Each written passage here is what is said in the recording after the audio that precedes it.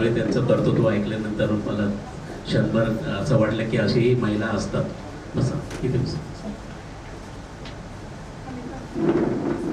बसा सर, या इथे बसा, या पुढे जिथे रिकामी बसेल तिथे बसा तुम्ही.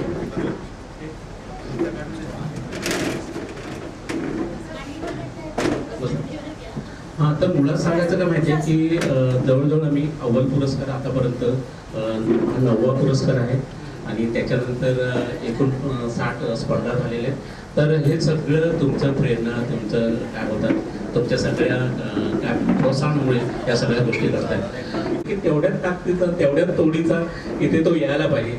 आणि ज्यावेळी मधुराताईंनी सांगितलं की मी येते म्हटल्यानंतर ही जी मांदेळी आहे, ज्या मांदेळीमध्ये तुम्ही सातत्याने ज्याला पाहता, त्याचा आदर्श घेता, त्याच्या जीवनावर टाकता, त्याला पाहून तुम्ही कसं वागायचं ठरवता, त्याच्या त्या सुवर्ण वाटचालीमधले जे एक सुवर्ण पान आहे जे आम्हाला अभिमान वाटतंय आणि कौतुक करावं असं आज मधुरा वेलणकर इकडे आलेले आहेत. मधुरा वेलणकर म्हणजे मधुराजी या डायरेक्ट अभिनेत्री झालेल्या नाही, त्यांना बाळ करून दिलेलं आहे आणि त्यांची आई, त्यांचे वडील हे या चित्रपटसृष्टीची नाटकाशी संबंधित असल्यामुळे नाटकाचं देवाणघेवाण काय असतं, नाटकाची भाषा काय असते, नाटक जगण्यासाठी काय हवं असतं हे पहिला त्यांना त्यांच्या आईवडिलांकडून मिळालं आणि त्यामुळेच ते तसं वाहतं. ठरवलं तर स्पर्धक म्हणून ते अनेक ठिकाणी दिसतील, सातत्याने दिसतील, वेगवेगळ्या भूमिकेत दिसतील, परंतु आपली बांधिलकी ही प्रेक्षकाची, आपली विश्वासार्हता ही प्रेक्षकाची आहे आणि मग भूमिका कुठल्या करायच्या, कुठल्या नाही करायच्या हे त्यांनी अचूकपणे ठरवलेले आहे. मग अशी जी जिद्द आणि काय बोलतात महत्त्वाकांक्षी माणसं असताना त्यांच्याकडे मार्ग भरपूर असतो. मग त्यांनी त्यांच्यातल्या लेखकाला जिवंत केलं. मधुरवय हे त्यांचं जे पुस्तक आहे ते पुस्तक जगभर गाजते आहे आणि त्यातली त्यांची स्वतःची भाषा एकंदरीत वाचकांशी, एकंदरीत कलाकारांशी, एकंदरीत प्रेक्षकांशी सुसंवाद साधण्याची भाषा त्यांनी त्याच्यामध्ये अवगत केली आणि त्या पुस्तकातून म्हणजे त्या पुस्तकाला इतकं प्रसिद्ध मिळालं की मनोरम साहित्याचा ज्येष्ठ म्हणजे प्रतिष्ठेचा पुरस्कार त्यांना मिळालेला आहे. म्हणजे फक्त त्या अभिनेत्री नाही, लेखिका नाही, तर त्या साहित्यिक आहेत आणि ही साहित्याचा मान प्रत्येकाच्या वाट्याला येत नाही. एकाच दुसरी अभिनेत्री असू शकते की ती या सगळ्या प्रवासातून जाते, परंतु हे सगळं केलेलं आहे. करत असताना नेहमी इतक्या त्या व्यस्त आहेत, असं असताना वाचकांशी, आपल्या प्रेक्षकांशी संवाद साधण्याचं ते काम करत असतात. म्हणजे आता सध्या हे प्रसारमाध्यम इतकं फोपावलं आहे की त्या प्रसारमाध्यमामध्ये चांगलं काय द्यायचं आणि वाईट काय द्यायचं याचा निर्णय आपण घ्यायचा असतो आणि त्यांनी मराठी भाषा, त्याची अस्मिता, त्याचं जगणं, त्याची उगमस्थान या सर्वांचा पुरेपूर अभ्यास करून नंतर त्यांनी ते वाचकांपर्यंत, नंतर त्यांनी ते प्रेक्षकांपर्यंत पोहोचवणं सुरू केलेलं आहे आणि त्याला दिवसेंदिवस प्रतिसाद मिळतो आहे. बोरू ते ब्लॉग, बोरू ते ब्लॉग नावाचा त्यांचा एक कार्यक्रम आहे. जो कार्यक्रम ज्यावेळी माणूस प्रेक्षक आतमध्ये येतो आणि तीनच कलाकार असतात, तीनच कलाकार असल्यानंतर आपण एक सामान्य माणूस अंदाज बांधतो, आता काय होणार बाबरे, हे 3 तास खाणार का? तर तसं नाही आहे. त्या ज्यावेळी बोलायला लागतात, नृत्य करायला लागतात, संवाद साधतात आणि एक एक बातमीचा उलगडा करायला लागतात, त्यावेळी त्या पुस्तकापेक्षा मधुरनी त्याचा अभ्यास किती केलेला आहे याचा प्रत्यय आपल्याला येतो आणि आपण त्याचे साक्षीदार होतो.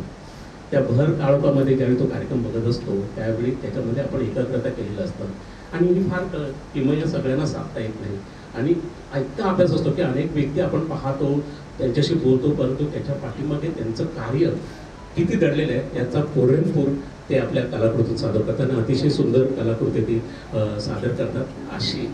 असं व्यक्तिमत्व आज आपल्याला प्रमुख पाहुणे लाभलेले आहेत. याचा आनंद मला होतोय, माझ्या बायकोला होतोय, माझ्या कुटुंबाला होतंय आणि त्याच्या पलीकडे आमच्या कार्यकर्त्यांना होतंय.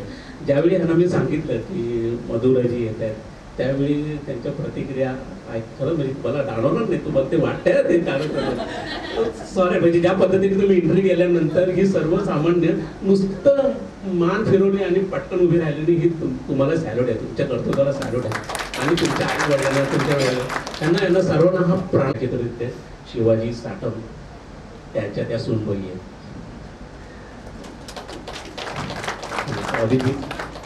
अभिजित साटम त्यांच्या त्या पत्नी आहेत आणि सगळ्यात महत्त्वाचं म्हणजे चांगल्या कलाकृतीची निर्मिती करण्यात त्याने ध्यास घेतलेला आहे. हापूस नावाचा चित्रपट आला होता, त्याच्या निर्मिती प्रक्रियेमध्ये स्वतः मधुरा सहभागी झाले होते, त्यांचं कुटुंब सहभागी झालं, त्यांनी त्याच्यामध्ये त्यांनी मुख्य भूमिका केली होती. असं नुसतं अभिनेत्री नाही, साहित्यिका, लेखिका असं म्हणजे अभिमानाने सांगावं असं एक व्यक्तिमत्व आज आपल्यामध्ये. आपण जोरदार टाळ्या करून त्यांचं स्वागत करूया. मी विनंती करतो. त्यांनी इथे येतं.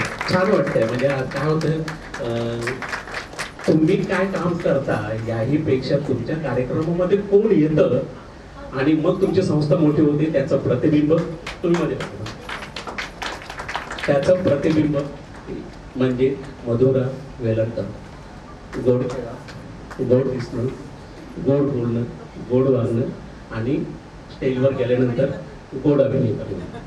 सगळं गोड गोड गोड गोड अति तृप्त होऊन बाहेर पडायचं असं हे व्यक्तिमत्व आज आम्हाला मिळालेलं आहे. आणि छान तुमच्या साक्षीनं आजचा हा कार्यक्रम होत आहे आणि मला फार बरं वाटतंय. म्हणजे मी व्यक्त करू शकत नाही. म्हणजे आता मी ह्या कार्यक्रमाचं सूत्रसंचालन करण्याची जबाबदारी प्रियंका वादंत्री. ही प्रियंका माझी पुतणी आहे आणि जवळजवळ 5 वर्ष मी कार्यक्रम करतोय. 5 वर्ष तिला येता आलेत नाही. तिच्या काय कौटुंबिक जबाबदारी आणखीन बऱ्याचशा काय, तिची मुलगी इथे आहे आणि त्यामुळे तिला काय येता आलं नाही. परंतु अलीकडे मी जरा दम द्यायला लागलो. पहिला मला दम देणं माहिती नव्हतं, अलीकडे दम द्यायला लागलो. त्याचं काय चाललंय तर ते सगळं रुटीन असतं. आता पण जरासं ती धास्ती आहे. पुढचं काहीतरी जबरदस्त उपक्रम हाती घेण्याच्या दृष्टीने तिला ती नोकरी सोडायची आणि दुसऱ्या नोकरीकडे जायची. आता नोकरी सोडायची म्हटल्यानंतर या 70 काय होतं ना 60 उलटलेल्या जरा माणसाला जरा असं अरे सोडणार रे बापरे असं काहीतरी होत आहे. तर तिला मी ती विचारलं बाबा काय करणार, पुढचं काहीतरी ठरवलंय. तर आज ही या कार्यक्रमाची सूत्रसंचालन करणार आहे. इथे येणारे प्रत्येक कलाकार आहेत ना हे प्रथमच या रंगमंचावर येत आहेत. प्रथमच म्हणजे त्यांना कधी माईक आपण दिलेलं नाही, पण आपण त्यांना देतोय जेणेकरून त्यांनी त्यांच्या सोसायटीमध्ये त्यांच्या पुढे शाळेत शिक्षिका वगैरे असं तिथे अभिमानाने मिरवावं आणि कार्यक्रमाचे सूत्रसंचालन करावं ही त्या पाठीमागची कल्पना आहे. त्यामुळे ना ह्या ज्या मुली येतील किंवा इथे वाचण्यासाठी येतील त्यांच्याकडनं उन्नीस होतील. म्हणजे तुम्ही साडी पारखताना ज्या पद्धतीने तुम्हाला कळतं त्यातल्या बारक्या तसं काहीतरी गडबड होण्याची शक्यता, तर दुर्लक्ष करायचं. उलट टाळ्या वाजून त्यांना प्रोत्साहन कसं मिळेल. तर ही आता आपल्यासोबत उभी राहते आणि आपण सगळ्या यांना टाळ्या वाजून त्यांचं स्वागत करू. चला आणि सगळ्यात म्हणजे परशुराम पाटील आहे ना त्याचीही नात आहे आणि छान वाटतंय की आज नाही म्हटलं तरी सुनबाई आहे, आणखीन त्यांची नात आलेली आहे, अजून ते पंथी आलेली आहे. सगळं असं काहीतरी छान छान घडते. आपण कार्यक्रमाला सुरू करूया. मी प्रियंका हिच्याकडे ही जबाबदारी देतोय.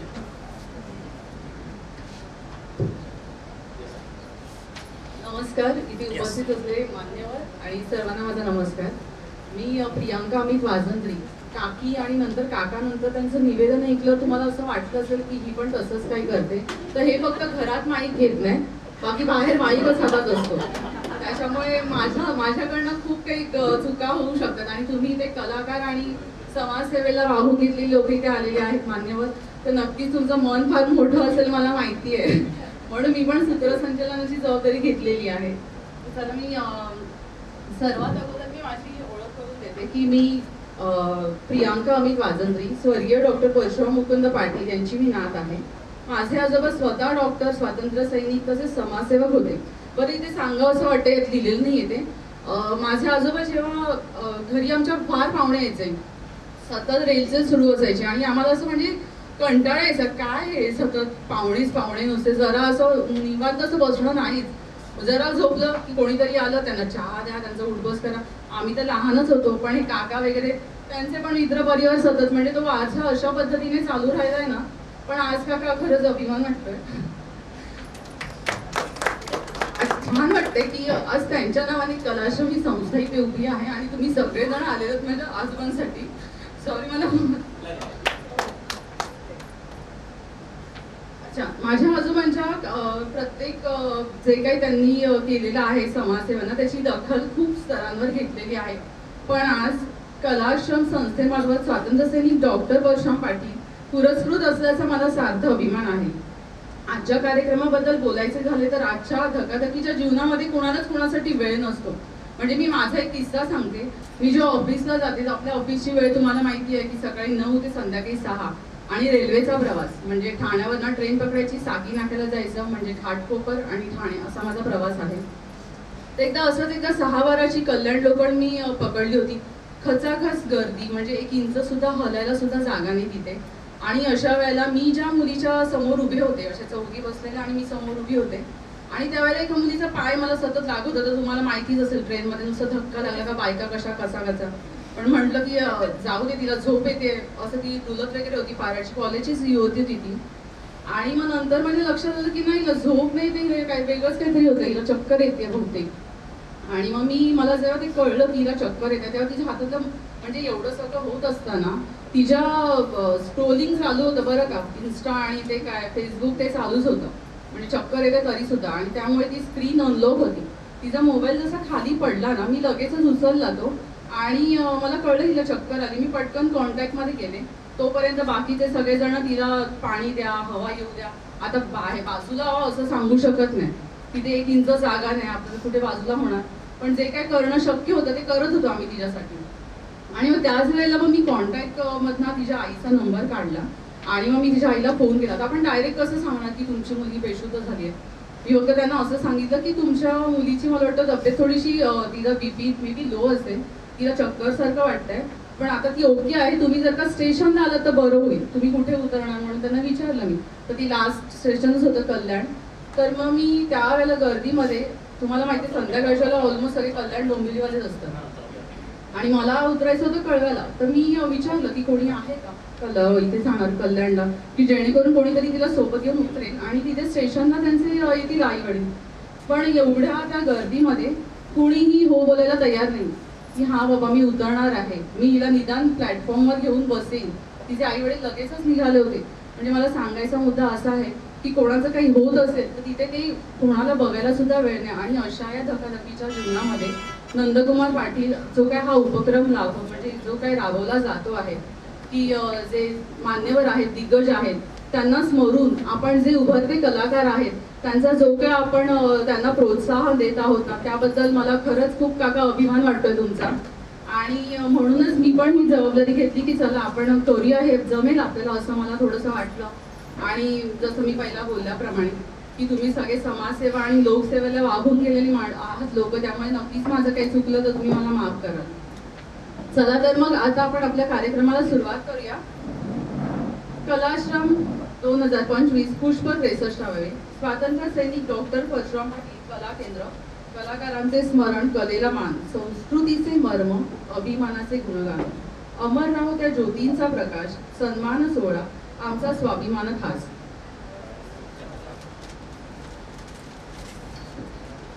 पहिली वेळ माफ करा, मी सगळ्यांना सांगितलं, तुम्हाला पण सांगते. कला आणि संस्कृतीने नटलेल्या या पवित्र सोहळ्यामध्ये आपले हार्दिक स्वागत. कलाश्रम 2025 पुष्प 63वे या भव्य सोहळ्याच्या माध्यमातून आपण एकत्र आलो आहोत. अभिमान सन्मान या विशेष कार्यक्रमासाठी जिथे कलेला अथक साधनेने समाजावर छाप उमटवणाऱ्या प्रतिभावंतांना आदरांजली आपण अर्पण करणार आहोत. कला ही केवळ एक सादरीकरणाची प्रक्रिया नाही आहे, आत्म्याचा आवाज आहे. थँक्यू.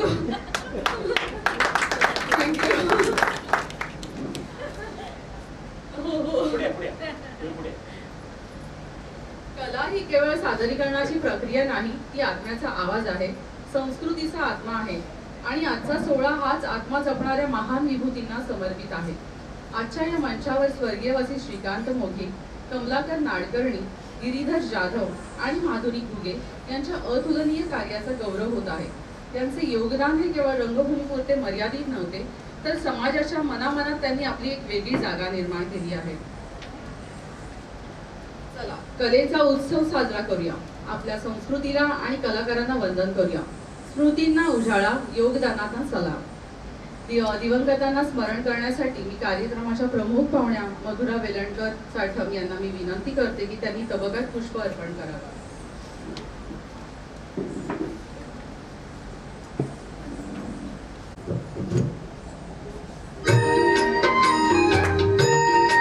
संस्थेचे अध्यक्ष नंदकुमार पाटील मी यांना विनंती करते की त्यांनाही पुष्प अर्पण करावे.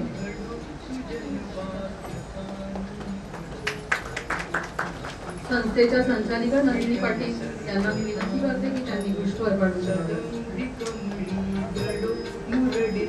दिवंगताच्या परिवारातील सदस्य श्रीकांत मोघे विनंती करते की त्यांनी पुष्प अर्पण करावे.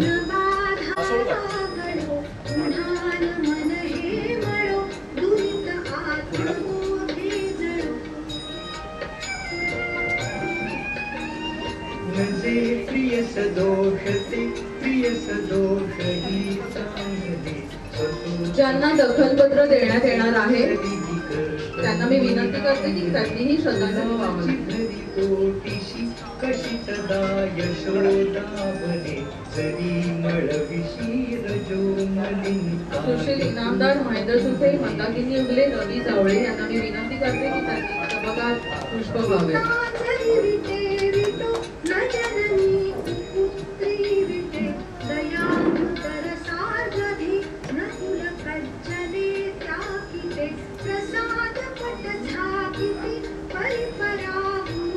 इथे सर्वांना पुष्प वाहणे थोडं अवघड आहे. मी सर्वांना नम्र विनंती करते की त्यांनी जिथे आहात तिथे जागर तर उभं राहून आपण श्रद्धांजली वाहूया.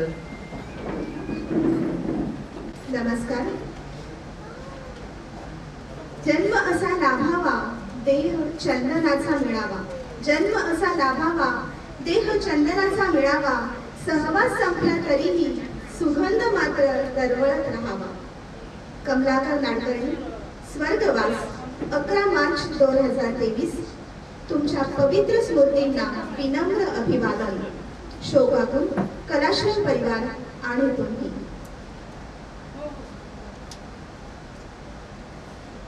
महेंद्र भाऊजीराव सुके. महेंद्र भाऊजीराव सुके हलके फुलके पण दिवसे घेणारे लेखक म्हणून तुमची जनमानसात ओळख आहे. पत्रकारितेबरोबर लेखक, नाटककार, नाट्य समीक्षक, परीक्षक, मुद्रित संशोधक, संपादक असा बेधडक तुमचा प्रवास राहिलेला आहे. वैभवशाली नागपुरात तुमचा जन्म झाला. विविध पैलू याच महानगरात पडले. शिक्षण, आवड निवड, अधुरी पुरी स्वप्ने तुम्ही इथेच पाहिली. शालेय जीवनात कला जोपासली पण ते उदरनिर्वाहाचे साधन होऊ शकत नाही हे तुम्हाला जाणवले. युवा अवस्थेत शहाणपण आले. तुम्ही ज्ञानदानाच्या क्षेत्रात स्थिर होण्याचे ठरवले. शिक्षक होण्यासाठी तुम्ही उच्च दर्जाचे शिक्षण घेतले. स्पष्ट, अचूक, समजून उमजून मिळेल या साऱ्या गोष्टी दाद देणाऱ्या होत्या. मित्रांच्या साथीने तुम्ही जनवार या लोकप्रिय दैनिकात नाट्य समीक्षण लिहिले. पुढे तुमच्या कक्षा रुंदावल्या. तुम्ही मुद्रित शोधन बरोबर सांस्कृतिक प्रतिनिधी झाला. आता कर्तव्य तत्पर पत्रकार होण्याचे तुम्ही निश्चित केले. त्यासाठी पत्रकारितेमध्ये शिक्षणशास्त्र पदविका संपादन केली. समीक्षणापलीकडे बरेच काही असू शकते ते तुम्ही अनुभवले. तुम्ही संपादित केलेले अंक वाचकांनी दस्तऐवज म्हणून संग्रहित ठेवलेले आहेत. हे सर्व सुके सबसे आगे मिळवणारे आहे. प्रभात, लोकमत, प्रहार येथे आपले विचार प्रगल्भता दाखवल्यानंतर सध्या सकाळ या दैनिकात वाचकांना अभिमान वाटेल अशा पदावर मुंबईच्या कवेत तुम्ही स्थिर झालेले आहात. 5 सर्वोत्तम नाटके, 3 एकांकिका, 2 साहित्य दर्जा सांभाळणारी पुस्तके, हे सर्व काही सुके यांचे सांगताना फार आनंद होत आहे. ज्येष्ठ लेखक, नाट्य समीक्षक, पत्रकार कमलाकर नाडकर्णी यांच्या नावाचा पुरस्कार तुम्हाला देताना अत्यंत आनंद होत आहे. तुमच्या पुढील वाटचालीसाठी हार्दिक शुभेच्छा आणि मनपूर्वक अभिनंदन. नंदकुमार परशुराम पाटील, अध्यक्ष कलाश्रम, आणि नंदिनी नंदकुमार पाटील, संचालिका कलाश्रम. धन्यवाद. मी मधुरा मॅमला विनंती करते की त्यांनी हे प्रदान करावं.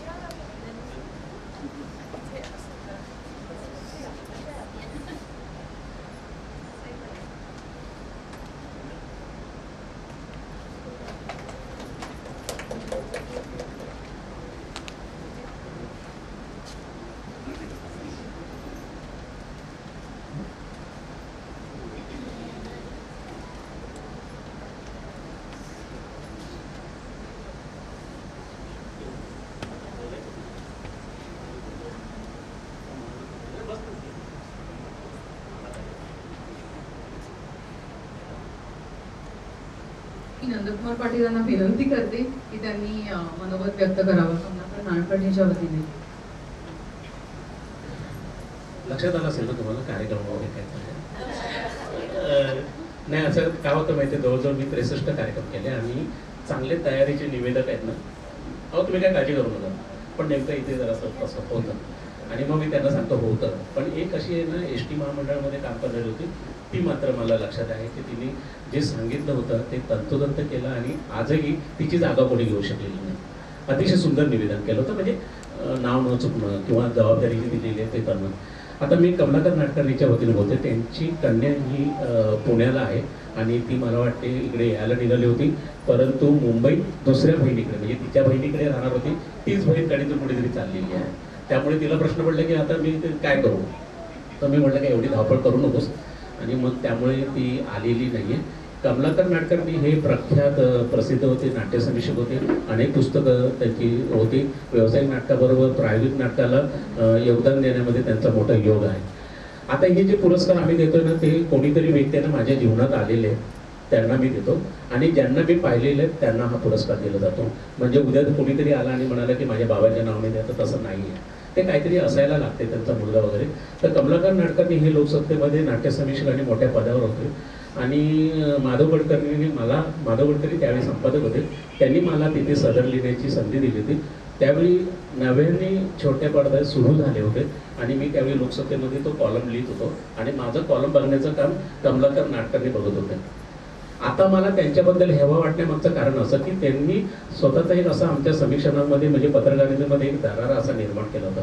ते असे शिवाजी मंदिरमध्ये एंट्री करतात, कुठल्याही नाट्यगृहामध्ये एंट्री येतात, त्यावेळी स्टेजवरचा माणूस किंवा स्टेजवरचे जे आजूबाजूचे असतात, अरे बापरे हे आले काय, आता आपलं काय खरं नाही, आपल्याला जे काय करायचं ते करायचं, असं इतके ते परखडपणे लिहित होते. आणि त्यांनी अनेकांना उद्ध्वस्त केलेलं आहे, अनेकांना स्थिर केलेलं आहे.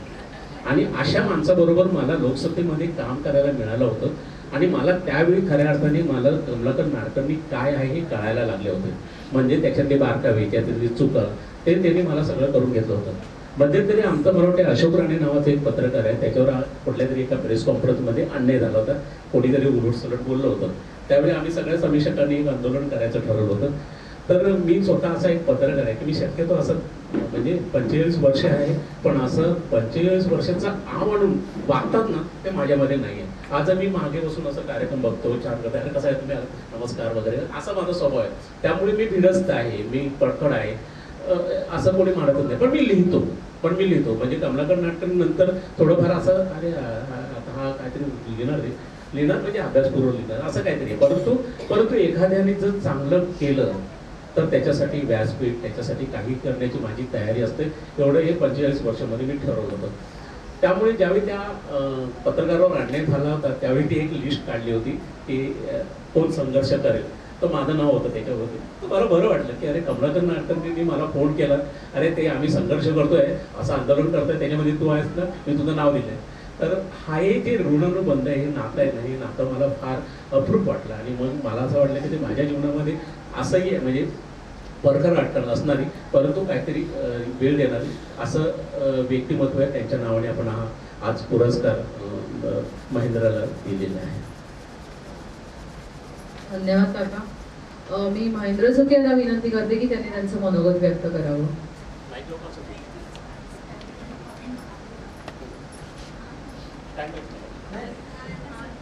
नमस्कार. मधुराताई खूप खूप धन्यवाद. कलाश्रम हा महत्त्वाचा पुरस्कार महत्त्वाचा यासाठी आहे कारण की तो आपल्याच कुटुंबातील आपल्याच माणसाने केलेला गौरव आहे आणि त्याबद्दलची कृतज्ञता नंदकुमार पाटील सरांबद्दल मी व्यक्त करतो. कमलाकर नाटकर्णींबद्दल मी काय बोलावं, म्हणजे त्यांची खूपच होती एकूण नाट्यक्षेत्रात आणि सगळंच कला समीक्षक असो किंवा कुठल्या याच्यामध्ये.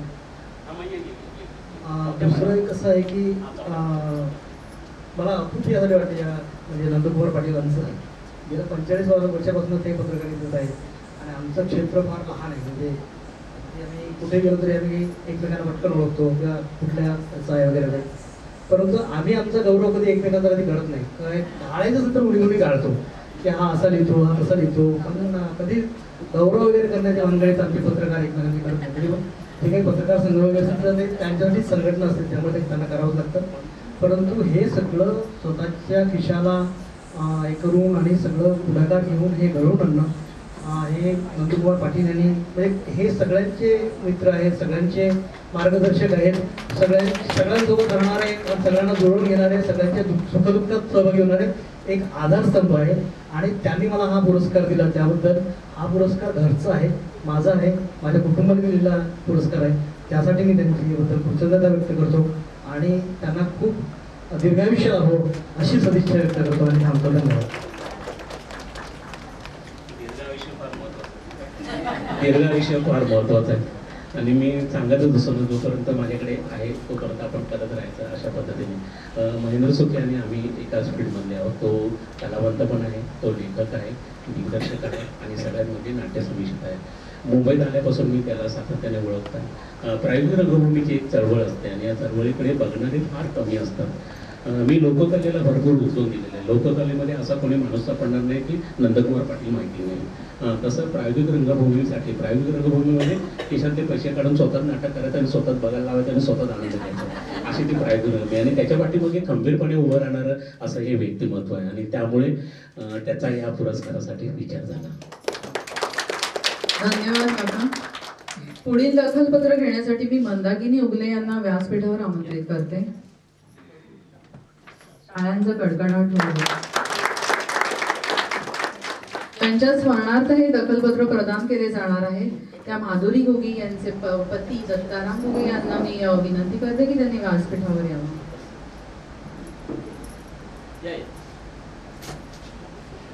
टाळ्यांचा कडकडाट होत राहतो.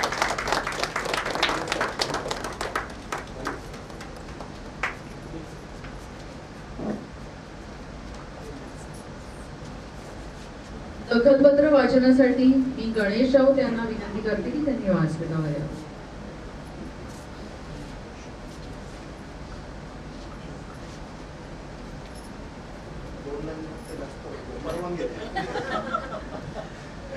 कलाश्रम कार्यक्रमामध्ये येऊन काय मिळतं, तर ऊर्जा मिळते जी शेवटच्या पुढची 10 वर्ष आपल्या टिकून राहते. मी एवढंच सांगते.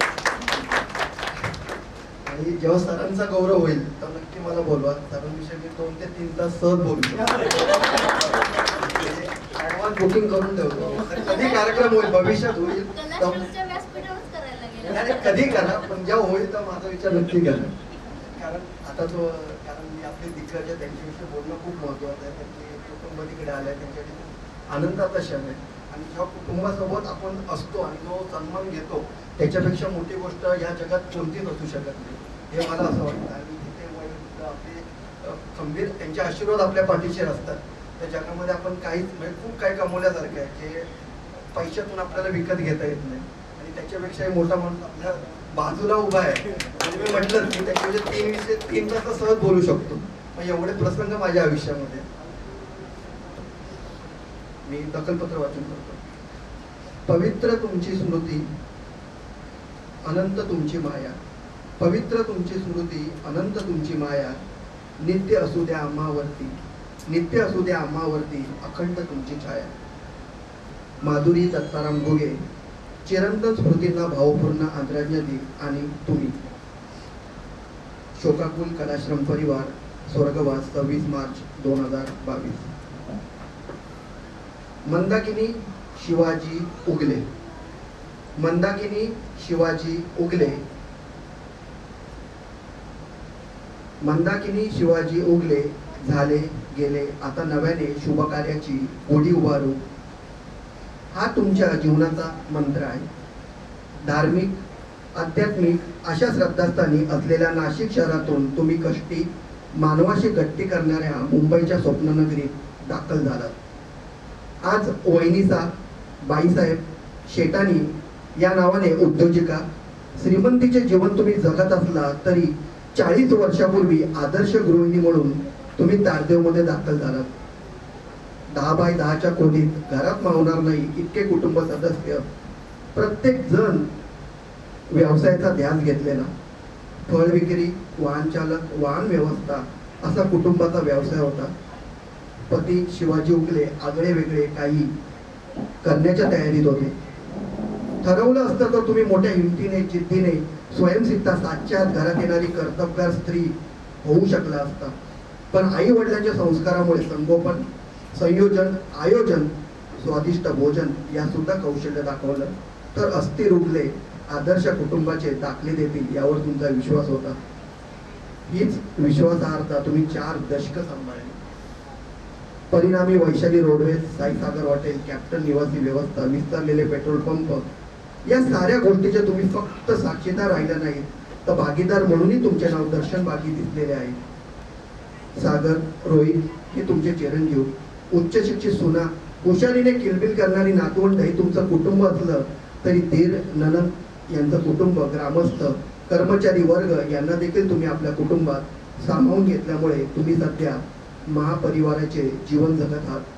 आदर्श गृहिणी माधुरी दत्ताराम घुगे यांच्या नावाचे दखलपत्र तुम्हाला देताना आनंद होत आहे. तुमच्या धीरोदत्त कार्याला आमचा सलाम. नंदकुमार परशुराम पाटील, अध्यक्ष कलाश्रम, आणि नंदिनी नंदकुमार पाटील, संचालिका कलाश्रम. धन्यवाद. मी मधुरा मॅमला विनंती करते की त्यांनी दखलपत्र प्रदान करावं.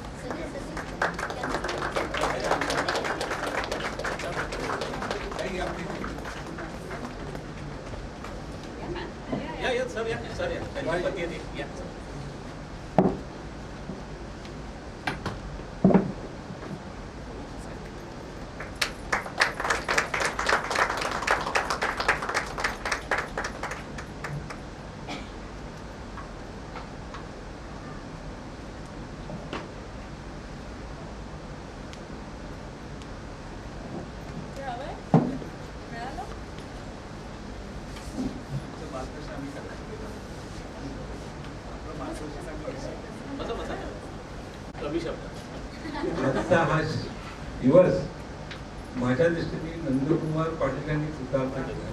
खऱ्या पूर्वी माझं वय वर्ष 68 असतं, पण माझ्या बालपणापासूनचे मित्र आहेत ते शिवाजी शेठ उगले, शिवाजी उगले, आम्ही शिवाजी उगले.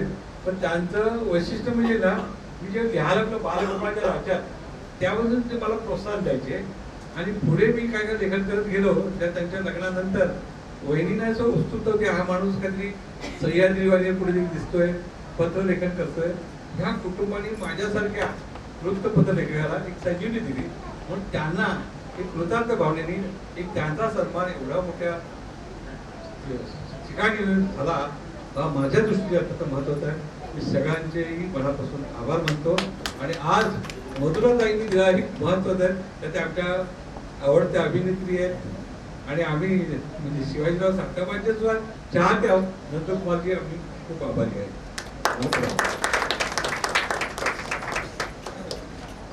धन्यवाद काका. मी मंदाकिनी उगले यांना विनंती करते की त्यांनी आपलं मनोगत व्यक्त करावं. बरोबर काय असेल ते तुम्ही एवढं छान बोललात माझ्याशी.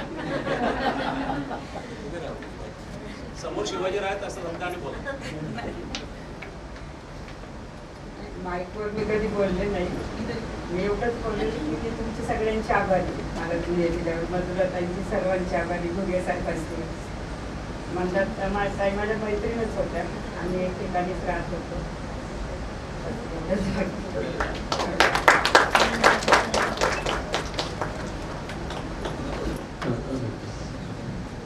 दत्ताराम घुगे हे LIC मध्ये मोठ्या पदावर काम करत होते आणि शिवाय वृत्तपत्र लेखन, पत्रकारिता अशी सर्वच गोष्टी त्यांनी केलेल्या आहेत. पत्रकार या नात्याने त्यांचा माझ्याशी संबंध आहे. सगळ्यात महत्त्वाचं म्हणजे पत्रकारिता करत असताना त्यांनी ठरवलं असतं तर त्या पत्रकारितेचा गैरफायदा घेतला असता. परंतु आपल्याकडे ओंजळीत जे पैसे येतात त्या ओंजळीच्या पलीकडे सांडणारे जे पैसे असतात हे पैसे लोकांचे आहेत असे म्हणणारे हे व्यक्तिमत्व आहे. ओंजळीत ते पैसे माझे आहेत, परंतु बाहेर पडणारे हे पैसे दुसऱ्याचे आहेत. आणि त्यांनी जेवढं समाजकार्य केलेलं आहे की आज तारदेवमध्ये जे सांस्कृतिक सामाजिक कार्य जे होताना दिसते आहे त्याच्यामध्ये घुगे यांचा मोठा वाटा आहे. आणि त्यामुळेच त्यांना वेगवेगळ्या पदाने पुरस्कारित केलेले आहे. मुंबई मराठी पत्रकार संघामध्ये अनेक वर्ष ते कार्यरत होते. आणि हा जो प्रवास आहे या प्रवासामध्ये मी त्यांची ही चळवळ पाहिलेली आहे. त्यांच्या मिसेसची माझा ओळख नाही आहे, परंतु घुगेंनी जे काम केलेलं आहे त्या घुगेंच्या काम करण्यामागे आणखी कोणीतरी एक व्यक्ती आहे आणि ती म्हणजे माधुरी घुगे आणि म्हणूनच त्यांच्या नावाचा हा पुरस्कार आहे.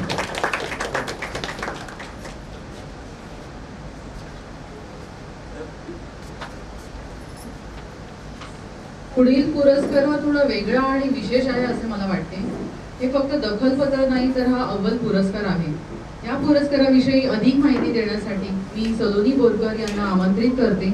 सलोनी या गृहिणी आहेत, परंतु कवयित्री म्हणूनही त्यांची साहित्य क्षेत्रात ओळख आहे. मनातील पाने हा काव्यसंग्रह त्यांचा प्रकाशित झालेला आहे. कलाश्रम या परिवारात त्या गेल्या अनेक वर्षांपासून मुख्य सदस्य म्हणून सक्रिय आहेत. त्यांना सामाजिक कार्याची आवड आहे अशा सलोनी बोरकर यांना मी विनंती करते की त्यांनी अव्वल पुरस्काराविषयी माहिती द्यावी.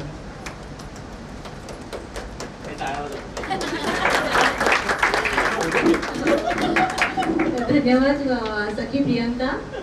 आज खरंच खूप हुरूप आणण्यासारखंच आणि एवढी सगळी मंडळी आणि एवढे छान मान्यवर आपल्या समोर आहेत, बसलेले आहेत, तर खरंच खूपच छान हुरूप आलेला आहे.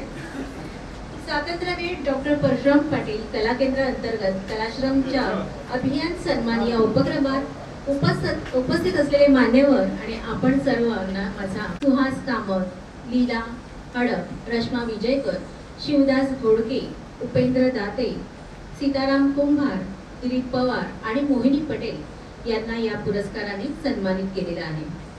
त्यात सुद्धा सामाजिक बांधिलकी जपलेली आहे. पुरस्काराची रक्कम गरजवंतालाच दिलीच, परंतु काहींनी ती रक्कम त्यांच्या कार्यातच सत्कारणी लागेल असे पाहिले. यंदा 9व्या पुरस्काराचे मानकरी आहेत रवी जावळे. अभिनंदन रवीचे. मी रवी जावळे यांना विनंती करते की त्यांनी व्यासपीठावर यावे. आणि रवी हे आपले प्रसिद्ध बेंजो वादक आहेत. त्यासाठी ज्यांच्या स्मरणार्थ हा पुरस्कार दिला जाणार आहे ते प्रख्यात बेंजो मास्टर गिरीधर जाधव हसोळकर यांचे चिरंजीव अशोक जाधव हसोळकर यांना मी विनंती करते की त्यांनी व्यासपीठावर यावे.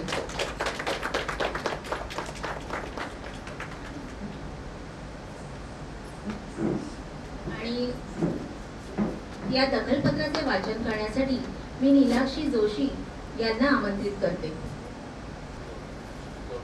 क्षणोक्षणी आमच्या मनी तुमचीच आहे आठवण, क्षणोक्षणी आमच्या मनी तुमचीच आहे आठवण, हीच आमच्या जीवनातली अनमोल अशी साठवण, हीच आमच्या जीवनातली अनमोल अशी साठवण. गिरीधर जाधव हसोळकर, स्वर्गवास 9 जानेवारी 2020. तुमच्या आत्म्यास सद्गती लाभो. शोकाकुल कलाश्रम परिवार आणि तुम्ही.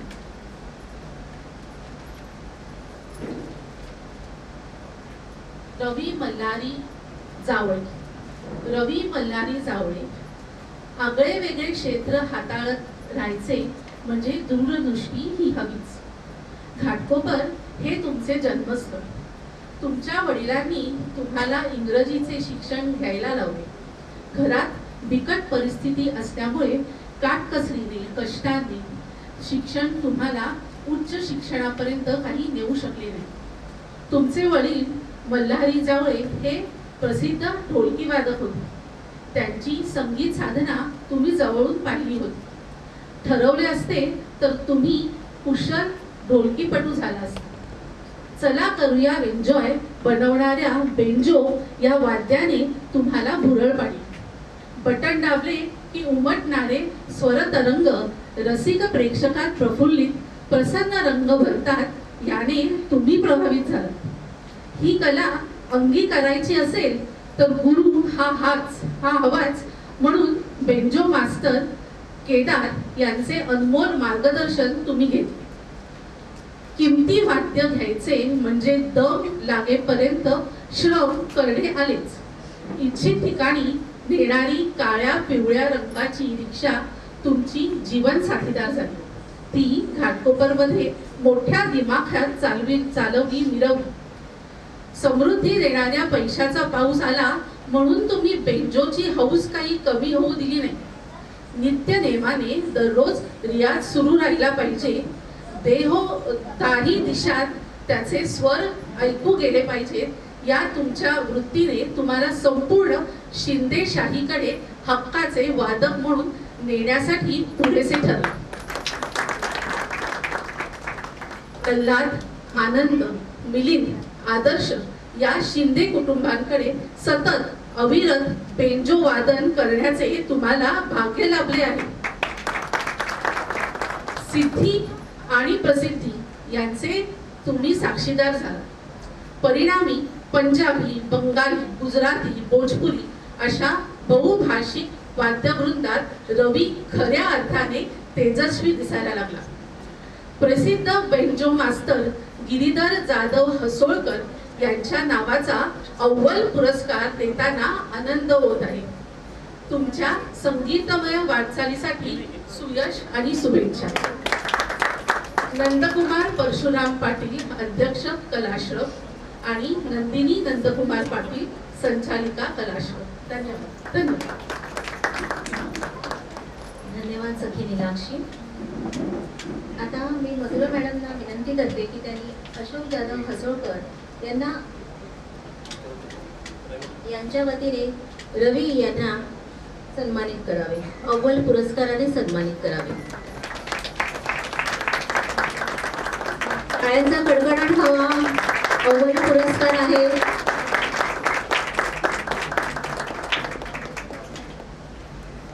धन्यवाद मधुरा मॅडम. नंदिनी मॅडम, मनापासून अभिनंदन.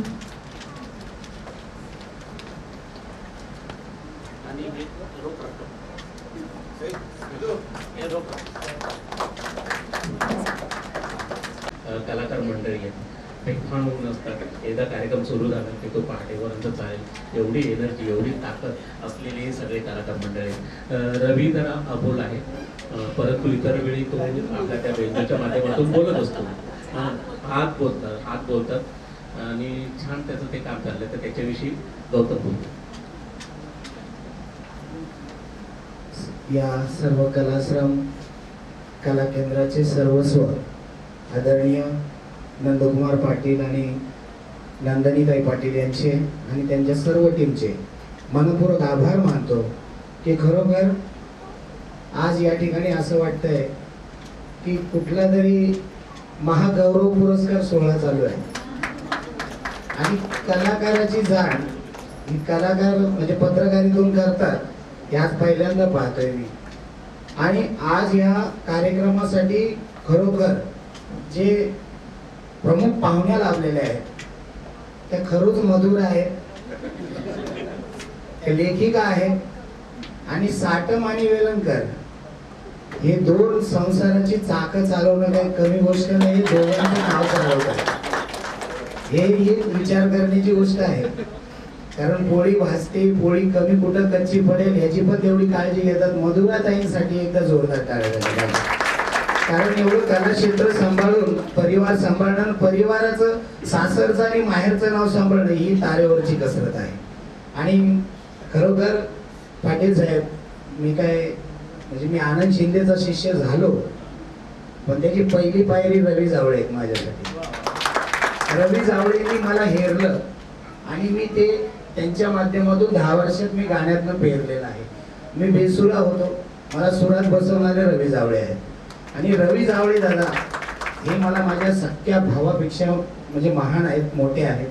आज त्यांनी जो बेंजो वादनाच्या ह्याच्यामधनं आपला संसार चालवला. जागा नव्हती, जागा घेतली, जागेवरती घर बांधलं फक्त बेंजोच्या जीवावरती. आणि ज्या वेळेस कार्यक्रम नसायचे त्यावेळेस माझा भाऊ रिक्षा चालून उदरनिर्वाह चालायचा, संसार चालायचा. दुर्दैवी गोष्ट आहे, कोरोनाच्या काळामध्ये आमच्या वहिनी गेल्या. पण खरोखर सांगतो, जो माणूस डिप्रेशन मध्ये गेला असेल, कोमामध्ये गेला असेल ना, त्याला संगीत आणि कला ही त्यातून बाहेर काढते, एवढी ताकद आहे संगीत कलामध्ये. आणि खरोखर आज जसे परशुराम पाटील हे स्वातंत्र्यामध्ये सैनिक होतेच, पण आजच्या घडीला डॉक्टर म्हणूनही देखील त्यांनी काम पाहिलं आणि पाटीलासारखं जीवन त्यांनी जगलं. आज म्हणून त्यांच्या पुण्याईने आज तुम्ही एवढे मोठ्या महान कलावंतांना तुम्ही बोलून एका फोनवरती बोलवणं साधी गोष्ट नाहीये. काहीतरी स्वभाव असेल मधुराताई विचार करा, एवढ्या बिझी शेड्यूल मधने येणं खायची गोष्ट नाहीये. याला फोन करा, त्याला फोन करा, माझं बिझी शेड्यूल आहे, मला काही जमणार नाही. पण या कलाश्रमला तुम्हाला नकार देणं हे कुणाच्या भरची भात नाही, एवढं तुम्ही कमवलेलं प्रेम आहे. आणि हे सातत्य तुम्ही जे ठेवलंय, हे रोख रक्कम म्हणजे हे खर्चून जातील, सगळे जातील, पण मधुराताई हे आजरामर राहणार हे पुरस्कार आहे असं मी मानतो. आणि माझ्या भावाला तुम्ही त्या पात्र समजलात त्याबद्दल मी कलाश्रम आणि सर्व टीमचे मनपूर्वक आभार मानतो. रवी जावळे यांच्या वतीने देखील मी आभार मानतो. या ठिकाणी थांबतो. धन्यवाद. पुन्हा एकदा शतश आभार. माझ्याकडनं काय चुकलं असेल तर माफी असावी.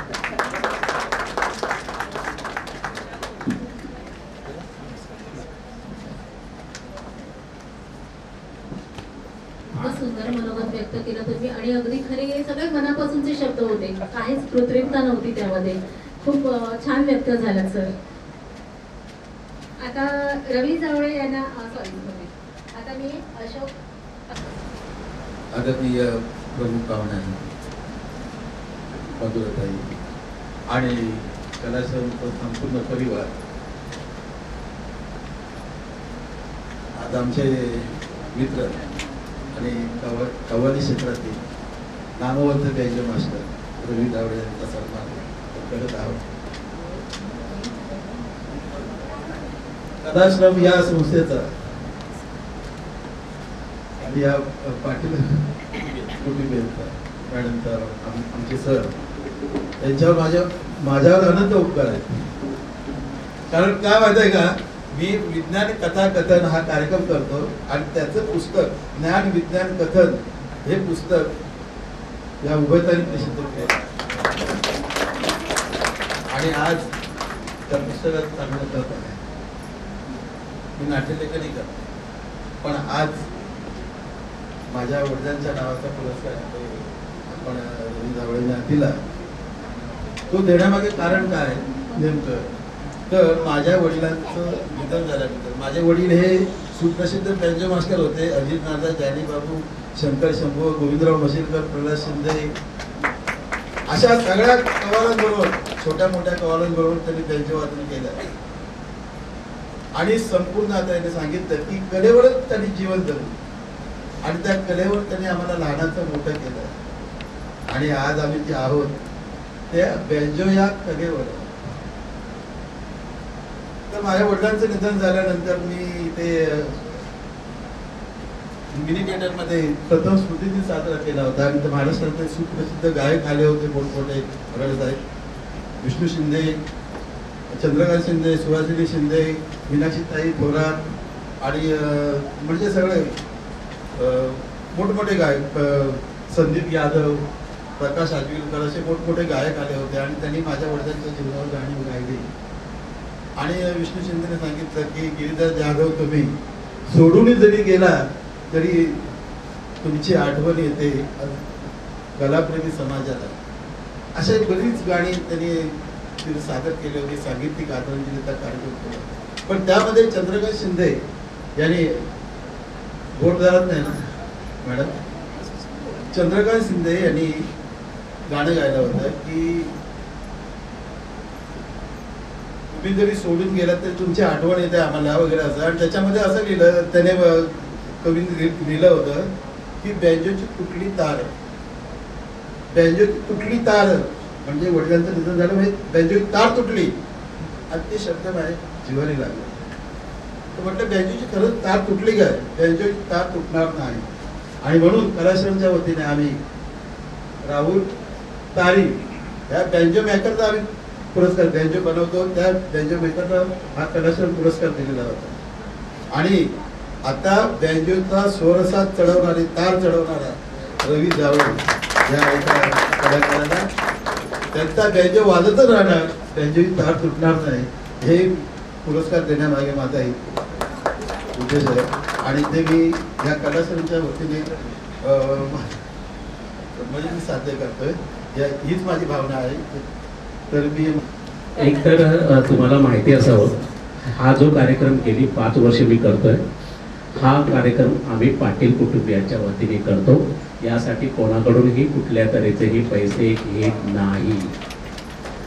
तर त्यांच्या वडिलांचा पुरस्कार आम्ही जो बेंजो करतो तो सिंधुदुर्गमध्ये राहतो, त्याला खास आम्ही बोलावून घेतलं आणि त्यांच्या वडिलांचा पुरस्कार आम्ही त्याला दिला होता. आणि त्याला एवढं कौतुक वाटलं की माझ्या वडिलांच्या नावाने पुरस्कार द्याल का? तर मी लगेच त्याला हो म्हटलं. त्याच्या पाठीमागचं मोठं कारण असं आहे की त्यांचे जे वडील आहेत ते उतरत्या वयात धावपळ करत नव्हते, परंतु पंजाबी, जैन अशी कितीतरी मंदिरं आपल्याकडे आहेत. त्या मंदिरामध्ये जो गाण्यांचा, भजनांचा कार्यक्रम होतो, प्रार्थनेचा कार्यक्रम होतो, त्या बऱ्याचशा कार्यक्रमामध्ये त्यांचे वडील जात होते, वाजवत होते. वडील ज्यावेळी निधन झालं त्यावेळी त्या सर्व समाजाला प्रश्न पडला, अरे आता हे कोण सांभाळणार? मोठा प्रश्न पडला, कारण ती इतके नाही आहेत कलावंत की त्याला आता शोधायचं कुठं. बरं मिळाला तर तो त्यांच्या साच्यात बसलेला पाहिजे. म्हणजे तू नेमका दारू पिऊन आलाय, वादतोय, असं काही करता येत नाही. नेमकं कोणतरी बरोबर घेऊन आलाय. त्यांना असा कोणतरी सच्चा माणूस पाहिजे की जो आपल्या नेमाप्रमाणे आपल्या महिलांमध्ये, आपल्या पुरुषांमध्ये, आपल्या कुटुंबासारखं राहील असं. हा प्रश्न पडला होता, काय करायचं, कोण आणायचं वाद्य? आणि मग त्यांनी सहज याच्याकडे विचारणा केली आणि यांनी लगेच त्यांना होकार दिला की वडिलांची जागा मी चालवी. आणि त्यासाठी त्याने वडिलांचे 3 जे बेंजो होते, 3 जे बेंजो हे हृदयात येण्यासाठी वडिलांचे 3 बेंजो होते. त्या बेंजोवरती त्यांनी अविरतपणे रिहर्सल केली, तालीम केली, ते गाणं कसून पिसून करून घेतलं. आणि तेव्हा कुठेतरी त्याला जाणीव झाली की आपण बाबांबरोबर वाचवू शकतो.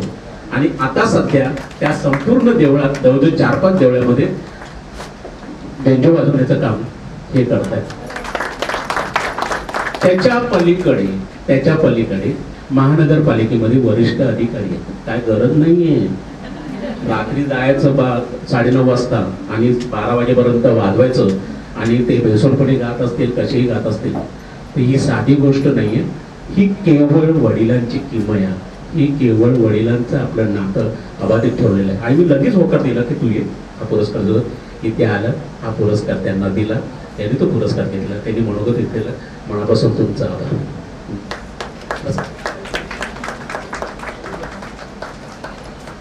अशोक हसोळकर सरांचं ते विज्ञानाचं पुस्तक खरोखरच मार्गदर्शन ठरणाऱ्या मुलांसाठी खूप चांगलं पुस्तक आहे. माझ्या दिवंगतांसाठी त्यांचं स्मरण दिवस करण्यासाठी इथे जमा झालंय.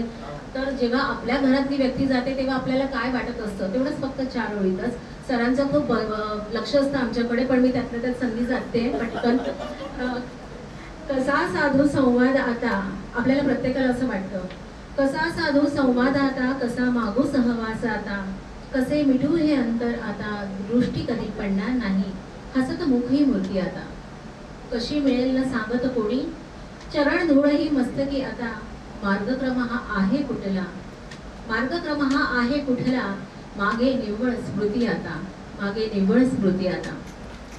पण हे कविता केल्यानंतर मला आता असं वाटतं की नुसत्या स्मृती नाही तर स्मृतीला पण त्यांनी एक छान परिणाम दिलेला आहे. आणि आपण त्या स्मृतीचं रूपांतर अशा प्रकारे सरांनी केलेलं आहे, नंदकुमार पाटील सरांनी, की खूप एक आनंदाचा क्षण प्रत्येकाच्या आयुष्यात त्यांनी दिलेला आहे अशा या निमित्ताने. धन्यवाद सर, पाटील सर, आणि आम्हाला पण अशी संधी दिल्याबद्दल खूप खूप मी त्यांचे आभार मानते. आणि आता मी पुढची सूत्र प्रियंकाकडे देते. धन्यवाद सर. पुढील आणि म्हणजे चौथे आणि शेवटचं दखलपत्र घेण्यासाठी मी सुशील इनामदार यांना व्यासपीठावर येण्याची विनंती करते. ज्यांच्या स्मरणार्थ हे दखलपत्र दिले जाणार आहे त्या श्रीकांत मोघे यांच्या चिरंजीव म्हणजे शंतनू मोघे यांना मी व्यासपीठावर येण्याची विनंती करते. आणि अशोक परब यांना दखलपत्राचे वाचन करण्यासाठी मी विनंती करते. नंदू, खूप आठवण काढण्याचं कारण की 40 वर्षापासून आम्ही मित्र आहोत बरं का. ह्याला 45 वर्ष झाली पत्रकारितेमध्ये. 85 साली मला नंदू भेटला आणि तेव्हापासून आत्तापर्यंत आमची मैत्री घट्ट आहे. ती याही पुढे तशीच राहील. आणि मला वाटतं काहीतरी काही वर्षापूर्वी मला नंदूने सांगितलं होतं की तू एक दखलपत्र वाच, पण योग आला नाही कारण त्यावेळी मी पुण्यात होतो, मला काही यायला मिळालं नाही. मी नंदूला सांगितलं की पुढे केव्हा तरी माझा विचार नक्की कर, मी येईल. आणि आज तो योग जुळून आलाय. त्याबद्दल मला ही माझी दखल घेतल्याबद्दल तुमचे आभार. आणि असेल मी पण आणखी एक छोटीशी आठवण सांगतो. मी रविकिरण मंडळाच्या माध्यमातून बालनाट्य स्पर्धा भरवतो आणि या बालनाट्याच्या मांडवाखालून अनेक कलाकार गेलेले आहेत. मधुराताई परीक्षक होत्या काही वर्षापूर्वी त्या बालनाट्य स्पर्धेला. आणि कसं असतं बघा, म्हणजे दुनिया गोल आहे आपण म्हणतो, दुनिया गोल आहे. त्याचं एक छोटंसं उदाहरण इथे समोर बसलंय. ज्या शाळेतून अभिनय करत करत तो कलावंत आज इतक्या मोठ्या पंक्तीत जाऊन बसलाय कलावंत म्हणून, त्याचंच दखलपत्र वाचायची जबाबदारी माझ्यावर. मी त्याला एवढंसं असताना बसून बघतोय. 1984 साली अभिनय बालनाट्य स्पर्धा सुरू झाली आणि त्यानंतर काही वर्षांनी सुशील त्याच्या शाळेतून त्या बालनाट्य स्पर्धेत भाग घेत होता आणि ज्या ज्या वर्षी त्याने भाग घेतलाय त्या प्रत्येक वर्षी साहेब नम्रात होते अभिनयाचं पारितोषिक. त्याच्यानंतर अजित भगतांचा आवडता नट म्हणून तो हे आहे. हे सन्मानपत्रच नाहीये म्हणून मी सांगतोय, कारण माझा खूप आवडता नट आहे तो आणि त्याचं सन्मानपत्र वाचायची जबाबदारी माझ्यावर आहे. त्याबद्दल नंदू तुझा खूप खूप आभार आहे याबद्दल की मला तू लक्षात ठेवलंस आणि या कार्यक्रमाला अतिशय चांगल्या कार्यक्रमाला बोलवलंस.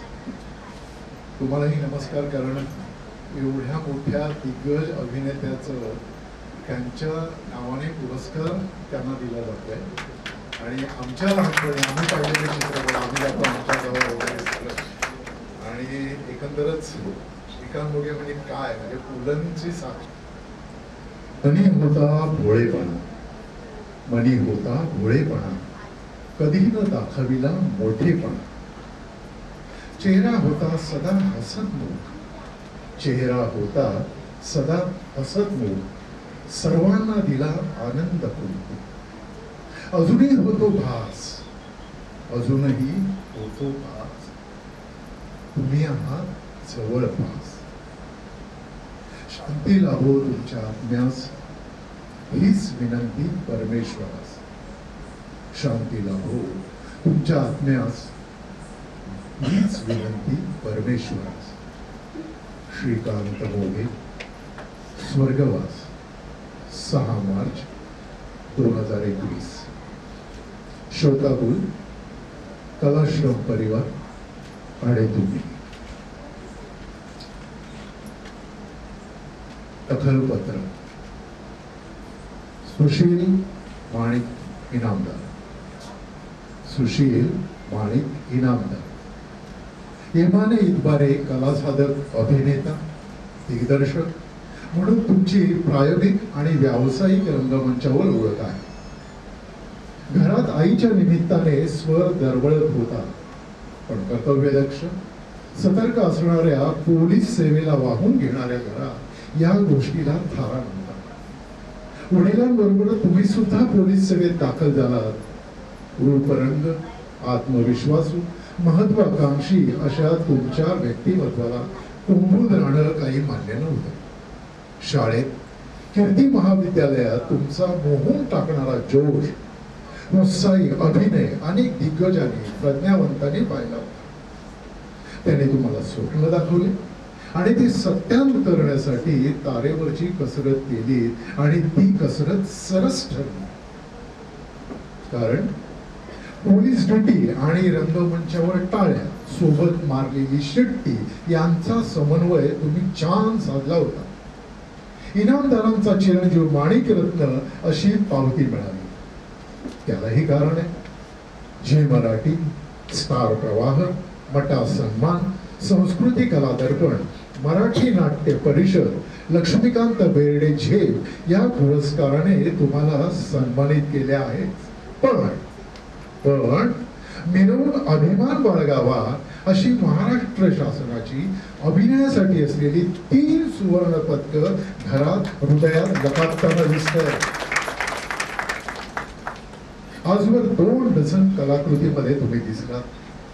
द डेथ ऑफ टॉन्कर, हू बाई हू, हा शेखर भोसला कोण आहे, इन्शाअल्लाह, लेक माझी दुर्गा, पडद्याआड या कलाकृतीने आदर आणि कदर हा अनुभव तुम्हाला दिला. सध्या अभिनेते निर्माते प्रशांत दामले यांच्यासोबत शिकायला गेलो ए या तुफान विनोदी नाटकामध्ये तुम्ही बेभान होऊन भूमिका करीत आहात. नटवर श्रीकांत मोघे यांच्या नावाचे दखलपत्र तुम्हाला देताना आम्हाला आनंद होत आहे. तुमच्या पुढील वाटचालीला मनापासून सदिच्छा. आपले नंदकुमार परशुराम पाटील, अध्यक्ष कलाश्रम, आणि नंदिनी नंदकुमार पाटील, संचालिका कलाश्रम. धन्यवाद.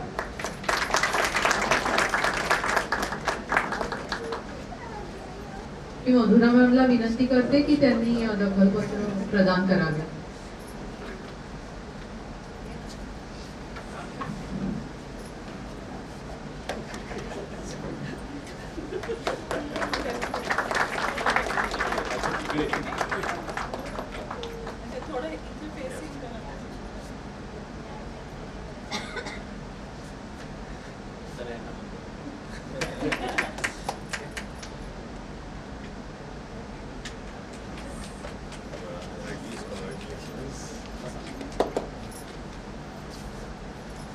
चंदन सरांना मी विनंती करते की त्यांनी आपलं मनोगत व्यक्त करावं.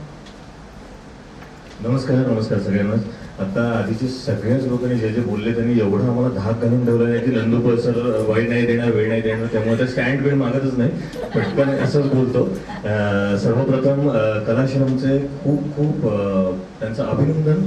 पाटील परिवाराचं खरंच खूप अभिनंदन आणि कौतुक की त्यांच्या पदराला खार लावून त्यांनी हा सगळा कार्यक्रम केलाय केवळ आणि केवळ कलेच्या प्रेमापोटी. त्यामुळे खरंच त्यांचे जोरदार टाळ्या वाजवून आपण खरंच स्वागत करू शकतात. मला नेहमीच असं वाटतं की सरांनी म्हणजे अनेकविध कार्य केलेली आहेत ज्याची मला ओळख आहेच, पण आमचा आणि त्यांचा ऋणानुबंध म्हणून ऍक्टर आणि एक नाट्य समीक्षक म्हणून होता आणि व्हेरी प्लेझेंटली तो खूप चांगला होता. त्याचं कारण मी तुम्हाला सांगतो की यांच्यासारखा नितळ माणूस मी फार कमी बघितलेला आहे माहितीये का. म्हणजे जे जे काही असेल ना ते सच्चेपणानं मांडलं. जसं ते म्हणाले ना की उगीच कोणाची तरी खरडपट्टी काढायची म्हणून काढत बसा किंवा उगीच कोणाला तरी झाडावर चढवा असं ह्यांच्या वाचनात तरी मला कधीच जाणवलेलं नाहीये. जे खरंच वाटलं ते मनापासून लिहिलं गेलं, त्याच्यातनं ज्यांना शिकायचं होतं ते शिकले, ज्यांना प्रोत्साहन मिळवायचं होतं ते त्यांनी मिळवलं आणि तेव्हापासूनचा आमचा ऋणानुबंध घट्ट होत गेला. आम्हाला नेहमी कामच असेल तर फोन करतो असं अजिबात नाही. कधी कधी त्यांनी काही बघितलेली नवीन नाटकं असतात ते मेसेज करून पाठवतात की अरे हे नाटक बघ छान होतं किंवा हा कलाकार बघ खूप मस्त आहे. तर असे आमचे नंदू सर आहेत आणि त्यांच्या या कार्यक्रमात त्यांनी परत एकदा मला बोलवलं, त्याबद्दल अभिनंदन, त्यांचं आभार. ह्या पुरस्कारासाठी बाबांच्या स्मरणार्थ पुरस्कार देत आहेत ह्यासाठी खरंच पुन्हा एकदा मनापासून तुमचे आभार. म्हणजे पुन्हा एकदा त्यांची आठवण ठेवून त्या दृष्टिकोनाने आणि सुशीलच्या सारखा एक अत्यंत उमदा कलाकार त्याची निवड केली गेली. He is a very promising actor that we have right now on Marathi stage आणि त्यामुळे मला पण खरंच खूप बरं वाटतंय की हा पहिला पुरस्कार तुला मिळतो आहे म्हणून. त्यामुळे ग्रेट. आणि एवढं बोलून मी थांबतो कारण आज माझा दिवस नाही त्याचा दिवस आहे, त्यामुळे मी माईक त्याला देतो. पुन्हा एकदा जाण्या अगोदर ज्यांना सन्मान मिळाला त्यांचे सगळ्यांचे मनापासून आभार, त्यांचे अभिनंदन आणि इथे उपस्थित असलेल्यांचे सगळ्यांचे आभार. आणि मधुरा तुझे पण खूप खूप आभार. धन्यवाद.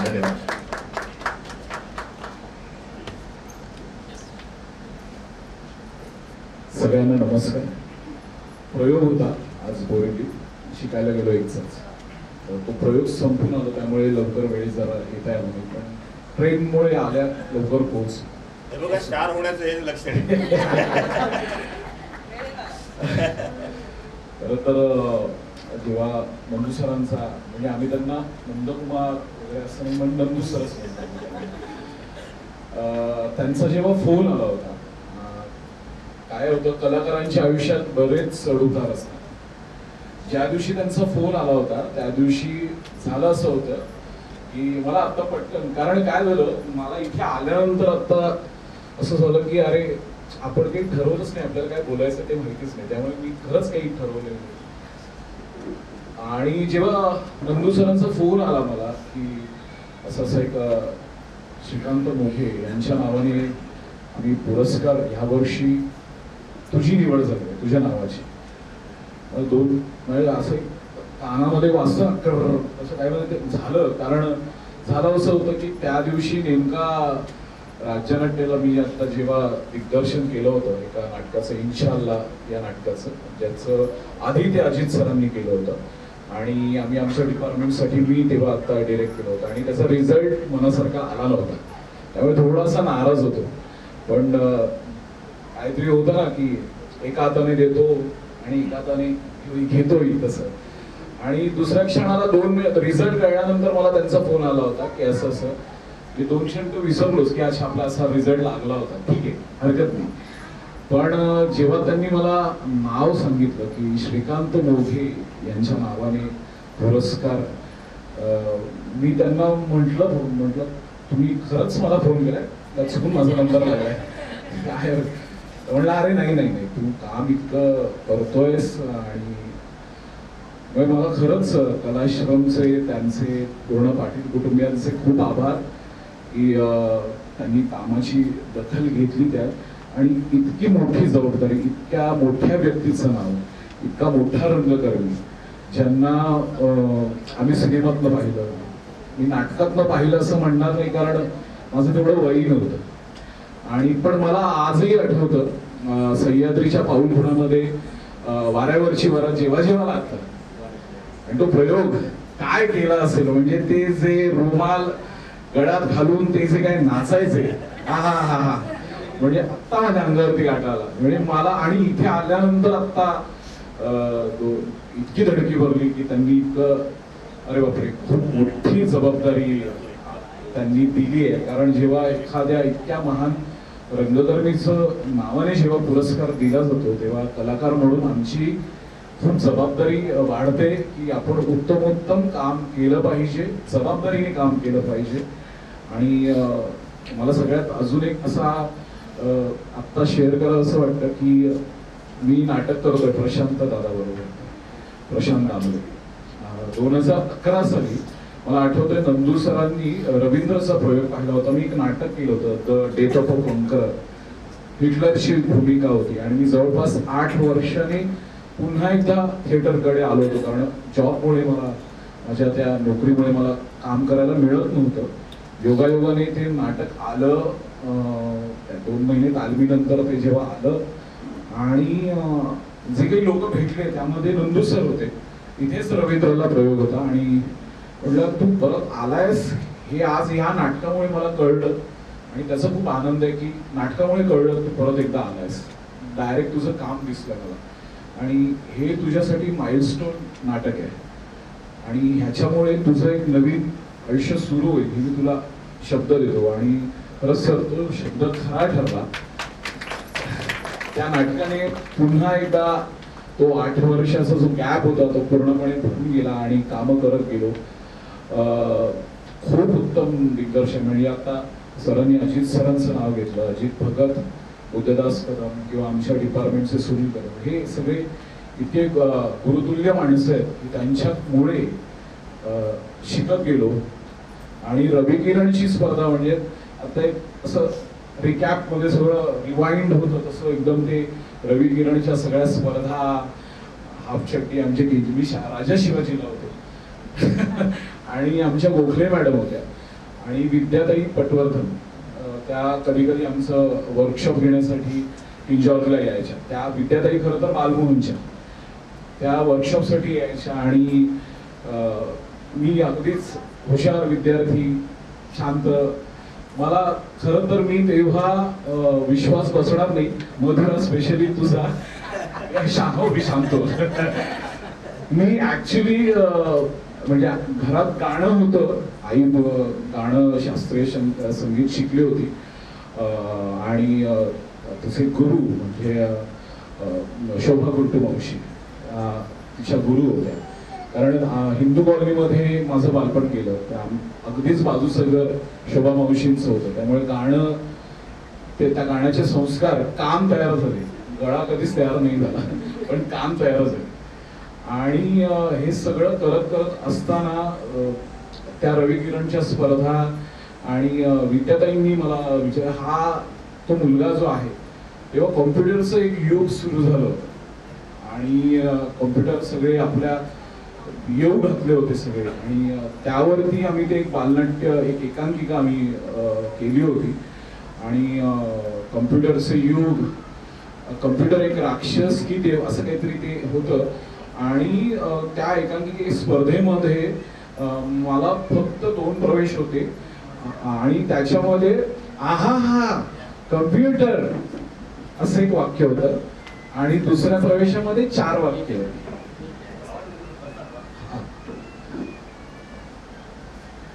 जैन सर. तर ही 2 प्रवेशात म्हणजे पहिल्या प्रवेशातलं 1 वाक्य आणि दुसऱ्या प्रवेशातली 4 वाक्य आणि मी झालं रिझल्ट लागला आणि मला माहिती नव्हतं की काय असतं वगैरे, कारण माझं तसं अभिनयाचा काही संबंध नव्हता पण आवड होती. हे काहीतरी वेगळं जग आहे हे खरंच कळत होतं तेव्हा, कारण वर्कशॉपला आम्ही विद्यार्थ्यांच्या जेव्हा जायचो तेव्हा. तर ते झालं आणि पहिलं काय त्या परीक्षकांना दिसलं काय माहिती नाही आणि मला पहिलं ते लक्षवेधी अभिनेता खरं तर मोजून 6 वाक्य होती पण काहीतरी आणि ते सगळं आता इतकं प्रकर्षाने आठवलं. पण जेव्हा नंदू सरांचा फोन आला की असं असं आहे आणि तुझं नाव आलंय तर मी काहीच विचारलं नाही त्यांना. तर म्हटलं मी सगळं ठरलं. ठेवता ते फक्त एवढं म्हणाले की मधुरा वेलणकरच्या हस्ते पुरस्कार आहे. म्हणजे कोण म्हटलं मधुरा वेलणकर आणि आम्ही तिला मधू म्हणतो. खरं तर शिवाजी काका काय किंवा अभिजित काय हे सगळे इतके एकाच विभागात राहणारे आम्ही सगळे कामगार वस्तीतले राहणारे ते आंबेडकर नगर असे रहिवासी इतक्या जवळचे सगळी माणसं आणि मधुराची ओळख खरं तर झाली 2016 मध्ये. तेही नाटकाच्याच निमित्ताने. हा शेखर कोसला कोण आहे नावाचं आम्ही नाटक केलं होतं आणि त्याचं दिग्दर्शन विजय केंकरेंनी केलं होतं.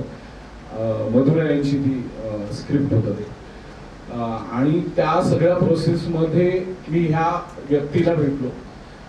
व्यक्तीला ह्यासाठी म्हणतो मी कारण प्रोफेशनल तद्दल व्यावसायिक अभिनेता किंवा अभिनेत्री कशी असावी याचं जिवंत उदाहरण ती आहे. आपलं काम फोकस असणं काय असतं म्हणजे अजित सर आम्हाला नेहमी म्हणायचे, कारण ते त्यांचे गुरु सत्यदेव दुबे होते, तर ते फोकस वरती फार जोर द्यायचे.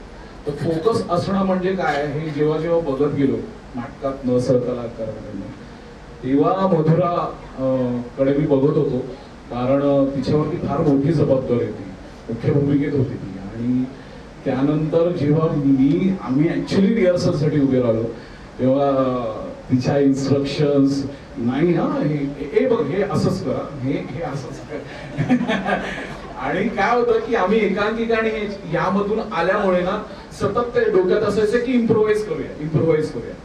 पण अशाही पद्धतीने काम करता येतं स्क्रिप्टला धरून, कारण आम्ही असं म्हटलो की स्क्रिप्ट कुठल्याही नटासाठी स्क्रिप्ट ही त्याचं म्हणजे गीता असते, त्याची बायबल असते आणि ती त्या पद्धतीनेच काम करणारी अभिनेत्री. त्यामुळे तिच्याकडनं खूप शिकायला मिळालं आणि आज जेव्हा पुरस्कार तिच्या हातून मिळणार आहे जेव्हा मला तेव्हा कळलं होतं त्याचा आनंद अजून अरे म्हटलं वा मधुराच्या हस्ते मिळतोय याचा एक आनंद खूप आहे, कारण खूप गोड आहे. आणि त्यानंतर आता आम्ही खरं तर वाट बघतोय एकत्र काम करण्याची आणि लवकरच खूप छान एकत्र काम करू. पण काय बोलू आता काहीच करत माझ्या डोक्यात नाही येत आहे. पण ही खरंच नंदू सर खूप मोठी जबाबदारी दिली आहे तुम्ही, कारण इतक्या मोठ्या व्यक्तीच्या नावाने पुरस्कार मिळणं मला माहिती नाही अजून मी त्या लायक आहे की नाही, पण मी तुम्हाला खात्री देतो सगळ्यांनाच की मी नक्की प्रयत्न करेन थोडा तरी 2% तरी होण्याचा. कारण त्यांचे आज अंश इथे बसलाय आणि मी त्याला इंस्टाग्रामवरती मी कळवलं की अरे असं असं झालंय त्याला म्हणजे कॉम्प्लेक्स केलं त्यांनी. पण खरंच खूप खूप खूप सगळ्यांचे आभार, कलाश्रमचे आभार की इतकी मोठी जबाबदारी तुम्ही माझ्यावरती दिली आहे आणि ती सार्थ करण्याचा मी नक्कीच प्रयत्न करेन. Thank you so much. धन्यवाद. अशा या कार्यक्रमाला तुम्ही सगळेजण होणार असं सगळं मला पूर्ण खात्री होती की शंतनू माझ्या या पुरस्कार करण्याला होकार देणं, कारण कलाकार म्हणून आणि समीक्षक म्हणून माझा अनंत वर्षाचा ऋण आहे. परंतु श्रीकांत मोगे यांच्याबरोबर माझं नातं म्हणजे अष्टविनायक या संस्थेने नाट्य प्रशिक्षण शिबिराचं आयोजन केलं होतं आणि त्या संपूर्ण नाट्य प्रशिक्षणाची जबाबदारी ही माझ्यावर सोपवली होती आणि 3 महिन्याची ती कार्यशाळा होती आणि त्या 3 महिन्याच्या कार्यशाळेसाठी जे वक्ते म्हणून बोलवले होते त्याच्यामध्ये श्रीकांत मोगे हे एक होते आणि मी त्या शिबिराचा संयोजक असल्यामुळे त्यांना त्यांच्याबरोबर राहणं, त्यांना माहिती देणं असा सगळा तो प्रकार होता. शिबिर होतं 10चं आणि श्रीकांत मोगे आले होते सकाळी 7 वाजता पुण्यावरून आले होते, पुण्यावरून. आता मला प्रश्न पडला होता की 2 तास काय करायचं, एवढा मोठा ज्यांनी नाट्य विश्व व्यापून टाकलेलं आहे. पु ल देशपांडे पासून सर्वांनी त्यांच्या कामाचं कौतुक केलेलं आहे. म्हणजे पु ल देशपांडेने त्यांना पुत्रच मांडलं होतं, भाऊ मांडलं होतं, इतकं त्यांचं घनिष्ठ नातं होतं. आणि पुलंचं काहीही सादर करायचं झालं तर जे अधिकार प्राप्त असतात ना त्यापैकी श्रीकांत मोगे होते. मला ज्यावेळी कळलं ते 7 वाजता येतच माझे काय होते, मी राहायला एक भोईवड्यात मला घाटकोपरला जायचं होतं आणि मग मी त्यांना सांगितलं की मी येतोय परंतु मला एवढा वेळ लागेल. तर त्या हॉलमध्ये ते बसले होते. एवढं म्हणजे एवढा मोठा प्रज्ञावंत, म्हणजे कदाचित त्यांनी जर काय कुरमुडी करू शकले असते की अरे काय मी येतोय आणि काय नाही, पण त्या 2-3 म्हणजे तासामध्ये मला त्यांच्याबरोबर जो संवाद साधता आला. त्या संवादामध्ये ते माणूस कळले, त्या संवादामध्ये ते कलाकार कळले, त्या संवादामध्ये ते प्रापंचिक जबाबदारी कशी समजतात ते कळलं आणि त्या संवादामध्ये नाट्य प्रवास काय आहे ते कळलं. आणि म्हणून मला वाटत होतं की त्याच्या नावाचा तो पुरस्कार द्यायला. त्यांना जवळून पाहिलं होतं, त्यांच्यावर संवाद साधला होता आणि एकीकडे मी सुशीलला वेगवेगळ्या नाटकातून पाहिलं होतं. मला जरा त्याच्याबद्दल यांना जरी भीती वाटत होती. डेथ ऑफ कॉन्कर केल्यानंतर त्यांनी जो हिटलर केला होता ना तो हिटलर मला नाही वाटत कोणी करू शकेल. मी जाहीरपणे सांगतोय, समीक्षक सांगतोय म्हणजे मोरूची मावशी करायची तर विजय मामानेच करावी आणि आणखीन काहीतरी जुळवा करायचं झालं तर सयाजी शिंदेनेच करावं. तसं हिटलर करायचं झालं तर हाच करू शकतो हे मला खरं. पण काय झालं ते नाटक बंद पडल्यानंतर तो पूर्णपणे ते जीवन जगत होता. हिटलर बोलणं सगळं काही सुरुवातीच्या नाटकामध्ये तो हिटलर असा डोकवत होता आणि मला भीती वाटायला लागली कारण मी त्याच्या प्रेमात पडलो होतो. अरे बापरे म्हटलं हा जर हा डोकवायला लागला तर काय होईल. पण योगानं तो पूर्णपणे. आता मगाशी मी जो तुम्हाला श्रीकांत मोगेचा किस्सा सांगितला तसं त्याच्या बाबतीत मी सांगतो. काही छोटी मंडळ आहेत ना काहीतरी करू पाहतात. जसं अजित बगांच्या स्मरणात एखादा कार्यक्रम करायचं झालं त्यावेळी ती काय 4 टाकली त्याच्याकडे गेली आणि त्याला म्हणाली तो इथलं पूर्ण करशील का. जे नाटक बंद पडलं आहे ते नाटक पुन्हा प्रेक्षकांसमोर सादर करायचं आहे पण या माणसाने कुठलीही आडीवडी न घेता मी येतो आणि त्यांनी ते नाटक सादर केलं. तर मला वाटते ही ना प्रत्येकाकडे गुणवत्ता नसते आणि ती गुणवत्ता त्याच्याकडे आहे. हा त्याचा सगळा प्रवास मी जवळून पाहिलेला आणि मला वाटलं की या पुरस्कारासाठी तो एकमेव त्याला बोलून टाकलं अरे दुसरं कोणी नाही आहे, तूच आहेस म्हटलं. कारण त्या सर्व याच्यातून प्रवास केलेला आहे आणि तो पुरस्कार स्वीकारण्यासाठी तो इथे आला आणि हा पुरस्कार देण्यासाठी तुम्ही मला मदत केली त्याबद्दल मनापासून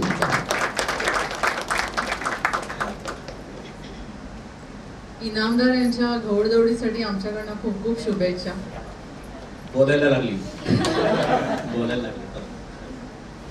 दखलपत्र वितरणाचा कार्यक्रम इथे संपन्न झाला असं मी जाहीर करते.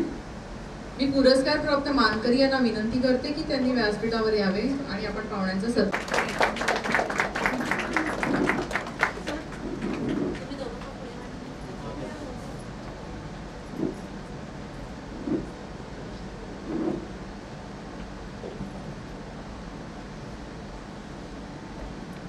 रवी सर आणि त्यांना रवी सर हे प्रेमाचं प्रतीक आहे. असाच सुरुवात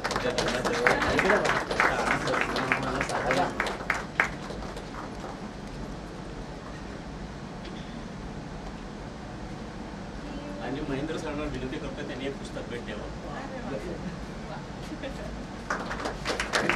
हे पुस्तक मी लिहिलेलं आहे ज्याला मुंबई मराठी पत्रकार संघाचा पुरस्कार प्राप्त झालेला आहे आणि या पुस्तकाचं वैशिष्ट्य असं त्याच्यामध्ये सुशीलचं पण आहे आणि वैशिष्ट्य म्हणजे 150 कलाकारांनी एकत्र आज शरीराने इथे उपस्थित नाहीत, परंतु पुरस्कार आणि आशीर्वादाच्या रूपाने इथे उपस्थित आहेत त्या सगळ्या दिग्गजांना मनपूर्वक नमस्कार करते, वंदन करते. आता असं म्हणायला हरकत नाही की आपल्या सगळ्यांचे लाडके नंदकुमार पाटील, नंदिनीताई, कलाश्रम परिवार सगळाच, पुरस्कार प्राप्त त्यांचे कुटुंबीय आणि सर्व रसिक प्रेक्षक, तुम्हाला सुद्धा मनपूर्वक नमस्कार करते. मी इथे आले तेव्हा AC जास्त आहे म्हणून थंडी वाजत होती आणि आता ओलावा इतका वाढलेला आहे सगळ्यांच्या प्रेमाने आणि कौतुकाने की थंडी अजून जास्तच वाढली असं म्हणायला हरकत नाही. मला एक भाषण वगैरे असं करण्यापूर्वी किंवा गप्पा मारण्यापूर्वी मला नंदू सर तुम्हाला एक सूचना करायची, बघा तुम्हाला पटतीये का. आज तुम्ही इथे सगळ्यांचं कौतुक केलं, सुरुवात बायकोपासनं केली, या सगळ्यांचं केलं, तुमच्या पुतणीचं केलं, तुमच्या मुलांचंही केलं आणि इथे उपस्थित सगळ्यांचंच अगदी मनापासून कौतुक केलं. तर हे जे तुम्ही सगळ्यांना पत्र देताय त्याला दखलपत्र म्हणण्यापेक्षा कौतुक पत्र किंवा शुभेच्छा पत्र किंवा अभिनंदन पत्र असं काहीतरी म्हणालात तर त्याला जास्त सूचक असं ते नाव असेल असं मला वाटतं. दखल आपल्याकडे घेत नाहीत म्हणून जास्त चर्चा होते आणि दखल घेतली जात नाही अनेकदा, त्यामुळे तो शब्द कुठेतरी घेतली जात नसणारी ती दखल असा जास्त वापरला जातो. खरं तर तुम्ही काम उत्तम करताय की तुम्ही दखल घेताय, पण त्या पलीकडेही तुम्ही जाऊन काहीतरी करताय. तुम्ही नुसती दखल घेत नाही आहात तर तुम्ही सगळ्यांचं कौतुक करताय, अगदी मनातून आलेलं आणि निर्मळ आणि निरपेक्ष कौतुक करताय. त्यामुळे त्याला जर कौतुकाचा ओलावा किंवा त्या शब्दाचा ओलावा जर अजून साज चढेल असं मला वाटतं. ही एक आपली बारीकशी सूचना. खरं तर आपल्या पु ल देशपांडे अकादमीच्या मीनन जोगळेकर यांचा मला 6:15 फोन आला की तुम्ही येताय ना आज इथे रवींद्रला. तर म्हटलं हो पोचतेच आहे 15-20 मिनिटात. तर त्या म्हणाल्या अभिनंदन, तुम्हाला पुरस्कार आहे ना. तर तुम्ही 45 वर्ष काम करताय, माझं वय पण 45 नाहीये आणि मला इतक्या 63 वर्षात मला एकही पुरस्कार मिळालेला नाहीये आणि तुम्ही डायरेक्ट मला पुरस्कार द्यायला बोलवलं. माझं अजून पुरस्कार घेण्याचं वय आहे, देण्याचं नाही. पण तरी सुद्धा तुम्ही हा मान मला दिला त्याबद्दल खरंच मनापासून तुमचे आभार मानते, तुमचे सुद्धा. पण खरंच मला असं वाटतं की काही कार्यक्रम असे असतात ना की जिथे तुम्ही अभिनेत्रीपेक्षा एक माणूस म्हणून जाता आणि एक माणूस म्हणून श्रीमंत होऊन बाहेर पडता. त्यातला हा कार्यक्रम आहे असं मला वाटतं. आज इथे ज्या कलाकारांचा सत्कार झाला, मी कलाकारच म्हणते सगळ्यांना, कारण कला आणि श्रम या दोघांच्या मधून निर्माण झालेला कलाश्रम हाच पुरस्कार इथे आज आपण देतोय. आणि काही जणांनी कलेमध्ये श्रम केलेत आणि काहींच्या श्रमांमध्ये कला सापडते आणि त्यामुळे मला असं वाटतं की आज इथे उपस्थित सगळेच जण असतील त्या सगळ्यांना ज्यांना पुरस्कार मिळाले त्या सगळ्यांचं मनापासून कौतुक. आणि तुमच्याकडून आज आम्ही बरंच काही घेऊन जाणार आहोत. म्हणजे मला असं वाटतं की पुरस्कार हा त्या व्यक्तीचा असतो, आपण कौतुक करतो, पण जे बघ्याच्या भूमिकेत असतात त्यांना पण खूप काही मिळत असतं. आणि मी म्हटलं तसं की माझं अजून वय पुरस्कार घेण्याचं आहे, त्यामुळे खरंच आज तुमच्याकडनं म्हणजे आज तुम्ही बोलला नसाल काहीतरी, तुमच्या नुसतं असण्यातनं पण मी खूप काही शिकले. प्रत्येकाच्या बोलण्यातनं, ह्या सुद्धा बोलल्या नाहीत पण त्यांचं काम बोलतंय ना. मला असं वाटतं की ते सगळ्यात महत्वाचं आहे. आम्ही सुद्धा अनेकदा संहिता असली की छान बोलू शकतो, संहिता नसली की सगळ्यांनाच बोलता येत असं नाही. पण बोलता येणं आणि नाही या पलीकडे तुमचं काम आहे आणि ते काम त्याची कुठेतरी पावती आज कोणीतरी घेतंय. हे खूप महत्वाचं असतं, मोलाचं असतं आणि आपल्याला उमेद देणारं असतं. त्यामुळे तुम्हा सगळ्यांचं कौतुक, तुमच्या पाठीशी उभं असलेलं तुमचं जे कुटुंब आहे, आज किती प्रेमाने सगळेजण आलेत तुमच्यासाठी. किती छान बोललात तुम्ही त्यांच्या वतीने. त्यामुळे मला असं वाटतं की तुम्ही पत्रकार असून खूप कमी बोललात, पण तरी सुद्धा मोजकं आणि नेमकं बोललात. मला असं नेहमी वाटतं की पत्रकारिता म्हणजे काय हे आता नव्याने शिकवायची वेळ आलेली आहे. कारण पत्रकारिता कशाला म्हणतात, साधी आपण अगदी व्याख्या बघायला गेलो ना, तर जी आहे ती बातमी तशीच्या तशी पोहोचवणं, ह्याला पहिला नियम हा आहे, जो पहिला नियमच आता कोणी पाळत नाही. जे आहे ते कोणीच पोहोचवत नाही आणि जे नाही ते तयार करून पोहोचवण्याचा आता जमाना आहे. या अशा काळामध्ये एक कुटुंब, एक दाम्पत्य अगदी साधेपणाने काहीतरी करतंय. मला म्हणून नंदू सर का आवडतात, ते कधीही कुठलीही अपेक्षा कुठल्याही कलाकाराकडनं करत नाही.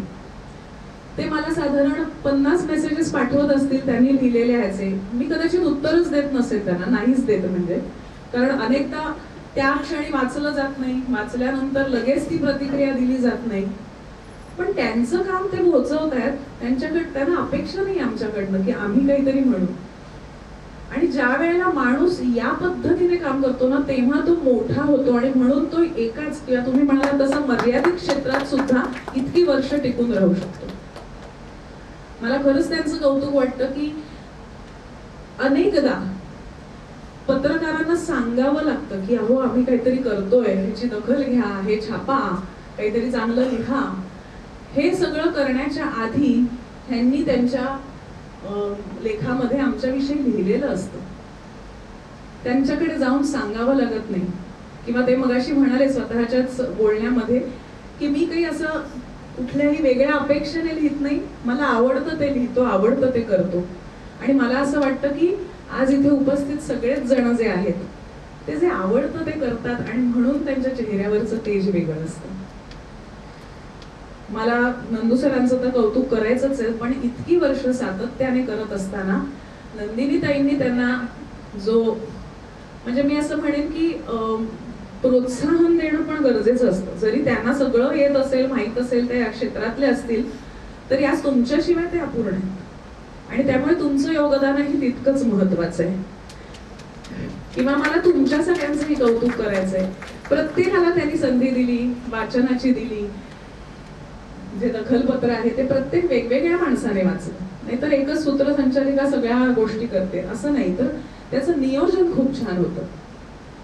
आणि ते नियोजन करताना सगळ्यांनी प्रेमाने केलं. मला असं वाटतं की हे प्रेमच खूप आजकाल सापडत नाही. सगळे खूप हिशोबी वागतात. आणि इथे आल्यापासून कोणीच हिशोबी नाहीये, वागण्यात नाही, बोलण्यात नाही, शब्दांमध्ये हिशोबी नाहीये. सगळे मनापासून बोलताय. मला आज अतिशय आनंद होतोय की बोरकर काकांचा उल्लेख झाला. बोरकर काकांनी मला मेकअप केलेला आहे, माझ्या आई वडिलांना मेकअप केलेला आहे. मला वाटतं हे जे सगळे इथे कलावंत आहेत त्या सगळ्यांना एकदा तरी बोरकर काकांनी नक्कीच मेकअप केलेला असेल. त्यांच्या वतीने त्या पुरस्कार द्यायला म्हणून इथे आल्या आणि त्या इथल्या झाल्या. सगळ्याच जणींची काहीतरी गोष्ट असेलच, पण मला असं वाटतं माणसं बांधली जातात, ती सुद्धा चांगल्या कामासाठी बांधली जातात. आणि चांगलं त्याला काही म्हणजे वेगळा मुलामा द्यायला लागत नाही, ते चमकतच. आणि त्यामुळे आज तुम्ही इथे इतकं सातत्याने जे काम करताय नंदू सर, त्याचं कौतुक आम्ही सगळ्यांनी मिळून टाळ्या जरी वाजवल्या तरी ते कमीच पडेल, इतकं मोठं काम तुम्ही करताय.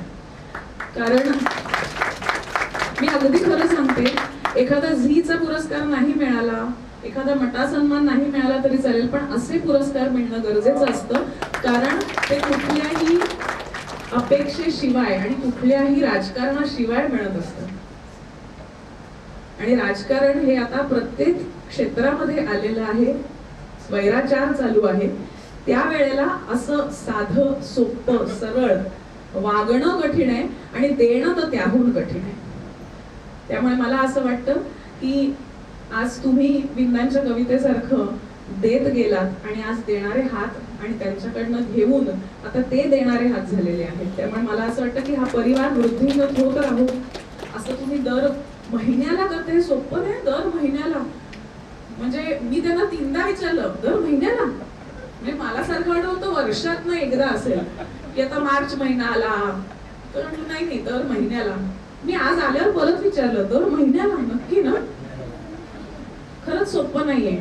आपण दर महिन्याला आपलं घर सांभाळतो तसा हा एक वेगळा संसार आहे जे ते सांभाळत आहे. आणि कुठलाही संसार हा प्रेमाशिवाय चालत नाही. त्यामुळे हा संसार असाच मोठा होत राहू. आम्हाला सुद्धा याचा तुम्ही भाग करून घेतलं याबद्दल मी खरंच आभार मानते तुमच्या दोघांचेही. तुमची मुलं इथे नाही आहेत पण त्यांनी आलाय, मला बघायचं आहे. हा माझा 2 नंबरचा मुलगा आहे.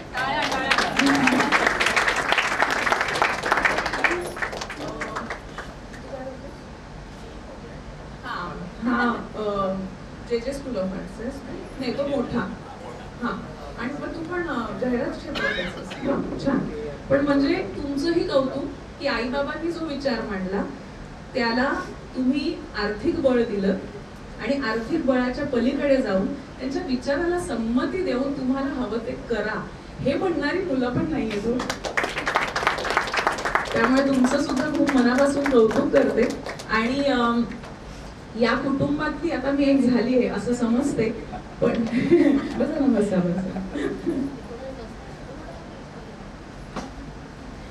या कुटुंबातली मी एक झाली असं मी स्वतःला समजते आता. आणि खरं तर या सगळ्यांच्या मांदी आळीमध्ये आता पुढच्या फ्लेक्स मध्ये माझा पण फोटो येणार आहे.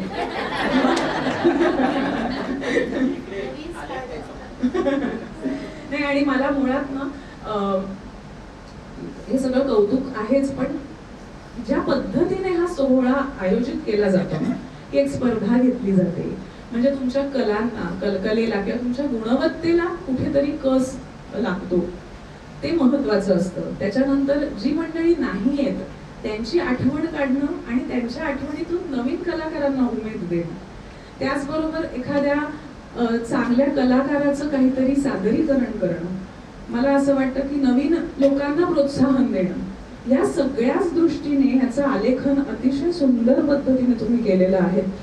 आणि मी म्हटलं तसं की ह्याच्यामध्ये कुठलीही जेव्हा अपेक्षा नसते आणि काहीतरी चांगलं करणं एवढाच उद्देश असतो तेव्हाच हे शक्य होतं. मला आज इथे येताना एक छान 4 ओळी सापडल्या. त्या ओळी मी फक्त सादर करते आणि माझं भाषण संपवते. किती छान समर्पक या दिवसाला या ओळी आहेत बघा. अधर्माची अवघी तोडी, अधर्माची अवघी तोडी, दोषांची लिहिली फाडी, सज्जना करवी गुढी, सुखाची उभवी. ज्ञानेश्वरांचं वचन आहे हे. आणि याचा अर्थ काय आहे एकदा मी पुन्हा वाचून दाखवते.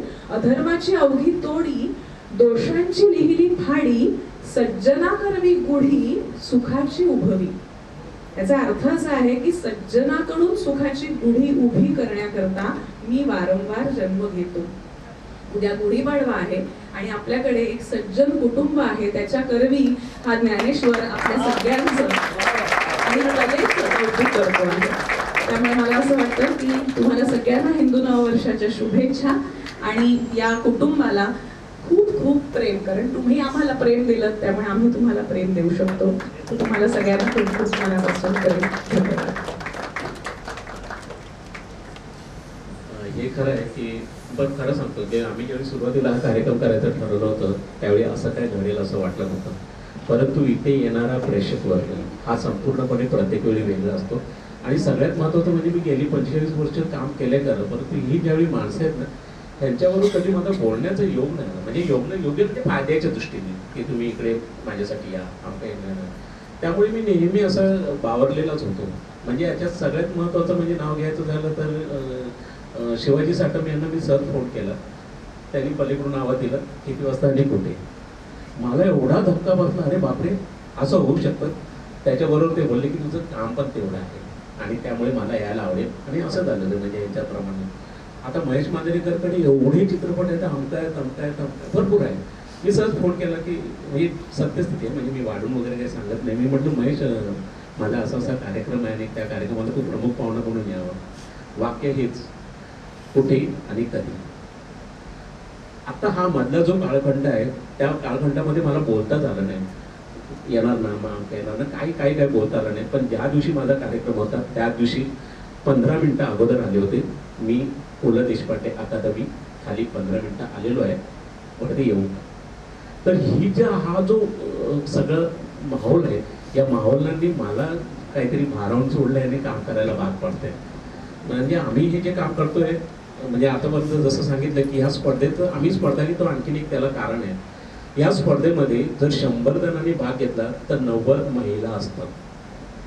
90 महिला असतात आणि या स्पर्धेमध्ये नागपूर कुठून कोणीतरी शेताच्या बांधावरून स्पर्धा घेत आहे, कोणीतरी पाणी भरताना घेत आहे, कोणीतरी आणखीन भांडी धुवून घेत आहे. असं सगळं ते व्हिडिओ आम्हाला पाठवत असतात.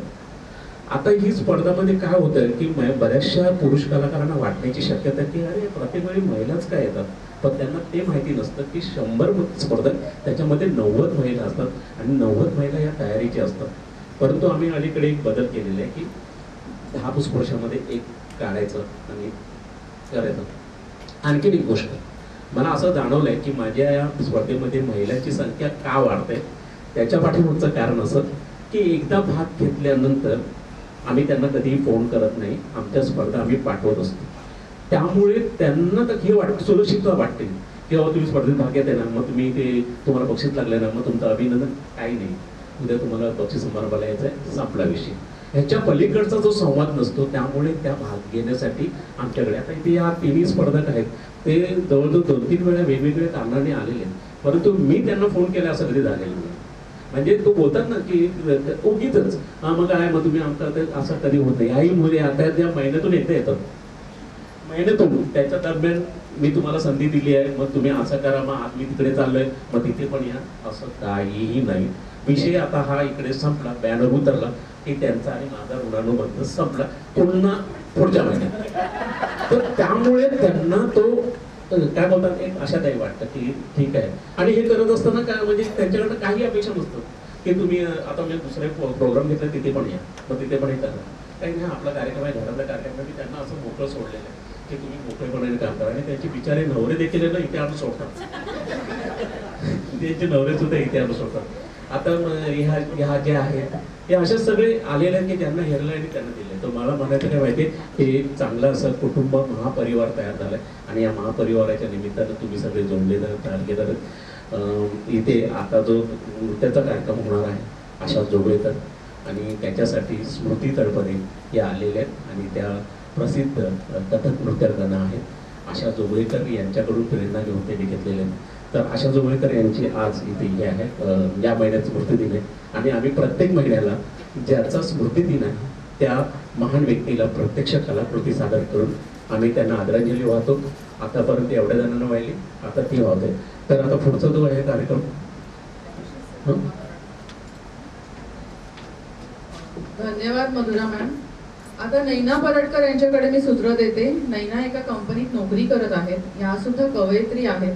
त्यांना सामाजिक कार्याची आवड आहे, विविध विषयात लेखनही केलेले आहे. या कलाश्रमाच्या परिवारातील अनेक वर्षांपासून सक्रिय आहेत त्या. मी नैना मॅमला विनंती करते की त्यांनी स्पर्धेविषयी माहिती द्यावी.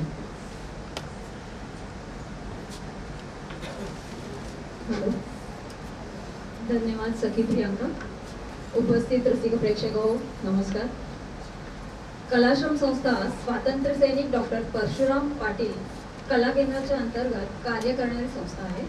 या संस्थेच्या वतीने 59वी स्वयंसिद्धा ही विनामूल्य स्पर्धा घेण्यात आली. जागतिक महिला दिनाच्या निमित्ताने प्रसिद्ध शास्त्रीय नृत्यांगना प्रशिक्षिका गुरु सुमती पार्वती कुमार यांच्या स्मृतिदिनाचे निमित्त घेऊन या स्पर्धेचे आयोजन केले होते. स्पर्धेचे स्वरूप थोडे सांगते. जागतिक महिला दिनाचे निमित्त घेऊन 4 स्वयंसिद्ध महिलांचे फोटो देण्यात आले होते. प्रथम महिला पंतप्रधान इंदिरा गांधी, बॉक्सिंगपटू मेरी कॉम, विज्ञान प्रयास सेविका नीरजा भनोट, गणितज्ञ शकुंतला देवी असे 4 जणांचे फोटो दिले होते.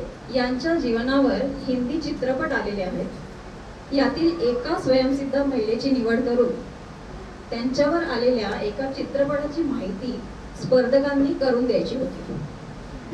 आपण या स्पर्धेमध्ये भाग घेतला त्यासाठी मनापासून आभार.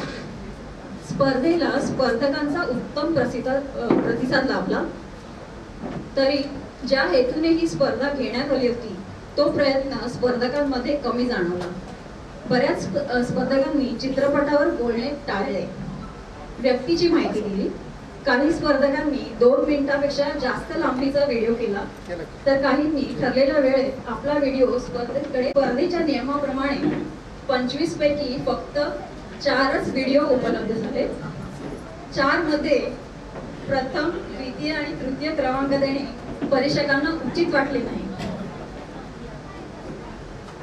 परंतु ज्यांनी प्रयत्न केले त्यांना प्रोत्साहन देण्याच्या दृष्टीने द्वितीय, तृतीय आणि उत्तेजनार्थ रोख रक्कम आणि प्रशस्तीपत्रक दिले जाणार आहे. स्पर्धेचे परीक्षक म्हणून चित्रपट समीक्षक, जागतिक चित्रपटाचे अभ्यासक, दिग्दर्शक संतोष पाठारे यांनी काम पाहिले. तर मी आता स्पर्धेचा निकाल जाहीर करते. उत्तेजनार्थ पारितोषिक आपण देत आहोत सुवर्णा परब यांना. सुवर्णा परब, मी मधुरताईंना विनंती करते की त्यांनी पारितोषिक द्यावे.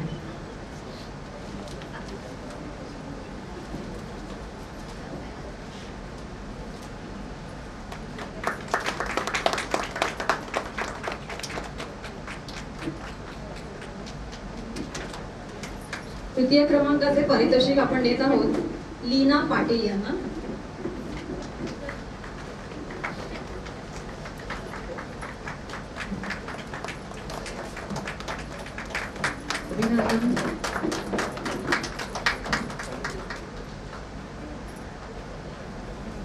आणि द्वितीय क्रमांकाचे पारितोषिक आपण देत आहोत स्मृती टेमकर यांना.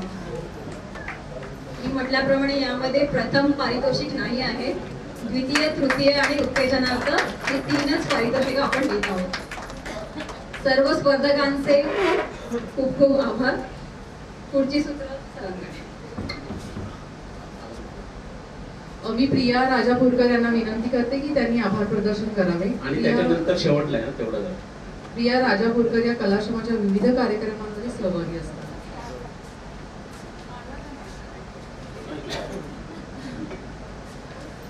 माझा एक राहिलाय मुद्दा, बोलू का?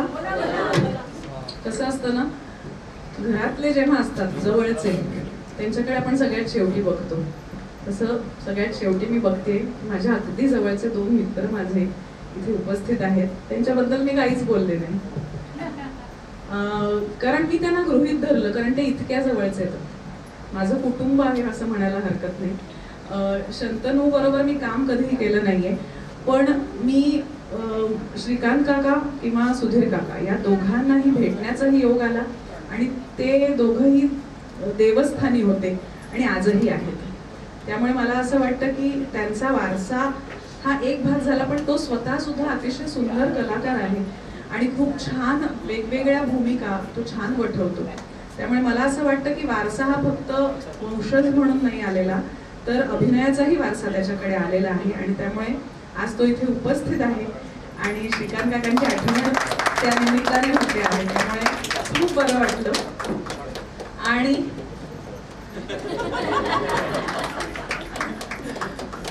नाही, कारण मी सुद्धा प्रदीप वेलणकरांची मुलगी आहे ना, त्यामुळे अनेकदा असं होतं की वडिलांचं कौतुक होतं पण मुलं करतात त्याचं कौतुक होत नाही. पण मला असं वाटतं की ते सुद्धा आज त्यांचीही इच्छा हीच असेल की माझ्या मुलाचं कौतुक व्हावं आणि त्यामुळे त्यांचं कौतुक करणं सुद्धा महत्वाचं आहे. आणि दुसरं म्हणजे आमचा सुशील, आता तुझे सर गेलेले आहेत त्यामुळे मी तुला सुशा वगैरे म्हणू शकते नाही, पण हा माझा लाडका आणि मस्तीखोर मित्र आहे. तो एवढं छान बोलला आणि आज त्याला श्रीकांत मोघे पुरस्कार मिळाल्यामुळे त्याला आज नीट वागणं अपरिहार्य आहे. आणि एकमेव आयुष्यात असा पोलीस आहे माझ्या की ज्याला मी घाबरत नाही. आहे तो पोलिसात, वाटत नसला तरी, पण मी त्याची दोन्ही रूप पाहिलीत. अभिनेता म्हणून सुद्धा पाहिलंय आणि त्याला मी पोलीस म्हणूनही पाहिलेलं आहे आणि दोन्ही भूमिका तो अत्यंत उत्तमपणे वठवतो. आणि आम्ही दोघांनी खूप मस्ती केली आहे आणि खूप मस्ती करत राहू. काम तर करूच, पण हे जे एक वेगळं नातं आहे आपलं ते असंच राहू दे. मगाशी त्याने सांगितलं नाही पण मी सांगते, ज्या वेळेला नंदू सरांचा फोन आला त्याच्यानंतर दुसरा फोन मला आला होता, मधू तुला माहितीये का, आणि त्याच्यानंतर मला माहित नव्हतं त्यामुळे मलाही तेव्हाच बातमी कळली. पण खूप चांगला नट, खूप चांगली म्हटलं तसं की एक चांगला मित्र, मस्तीखोर मित्र पण हवे असतात, त्यामुळे मस्तीखोर असाच राहा. आणि मी त्याला दरवेळेला ओरडत होते स्टेजवर, कारण हा खूप मस्ती करायचा स्टेजवर, ते त्याने सांगितलं नाही त्यामुळे मी ओरडायचे. पण तरी सुद्धा खूप छान वाटलं आज तुला पुरस्कार मिळाला याबद्दल. मी तिला याविषयी नाही, कारण मी म्हटलं तसं की माझ्याबरोबर शंतनू होता आणि आम्ही दोघं फक्त श्रीकांत काकाचे रिप्रेझेंटेटिव्ह होतो. तो खरं तर त्यांच्याकडनंच तुला मिळालेला आहे आणि असाच आशीर्वाद तुझ्यावर कायम राहतो.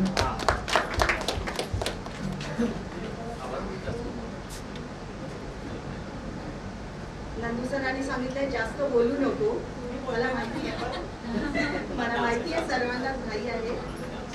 पण आभार प्रदर्शनानंतर कथ्थकगुरू आशा जोगळेकर यांना आदरांजली वाहण्यात येणार आहे, त्यामुळे कोणी जाऊ नये. मान्यवरांना नमस्कार आणि येथे उपस्थित तुम्हा सर्वांना नमस्कार. मंडळी, आजचा हा अभियान सन्मान सोहळा पार पाडण्यासाठी प्रमुख पाहुण्यांपासून अनेकांचे सहकार्य लाभले.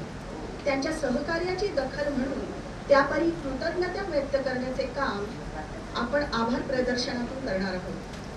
पण त्याआधी मला तुम्हाला सांगावंसं वाटतं की नुकतंच सखी प्रियांकाने सांगितल्याप्रमाणे कलाश्रममध्ये घेतल्या जाणाऱ्या विविध स्पर्धांच्या निमित्ताने माझी या संस्थेशी ओळख झाली. आणि काही माणसं अशी असतात की त्यांच्या पहिल्या भेटीतच अनोळखीपणाची सर्व आच्छादनं गळून पडतात. औपचारिकतेची मुळी बंधनच उरत नाही. अगदी तसंच सूत्रसंचलनाचा कसलाही अनुभव गाठीशी नसताना नंदकुमार सरांनी मागच्या 58व्या काव्यवंदना सोहळ्याची सूत्रसंचलनाची जबाबदारी माझ्यावर सोपवली.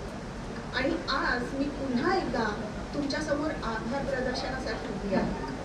आजवर माझ्यासारख्या अनेकांनी कलाश्रमाच्या अनुभवाची शिदोरी गाठीशी बांधून विविध क्षेत्रात आपल्या कामगिरीचा ठसा उठवला आहे. आपलं अनुभवाचं गाठोडं सर सांगतात जास्त बोलू नको, पण थोडंसं बोलू दे.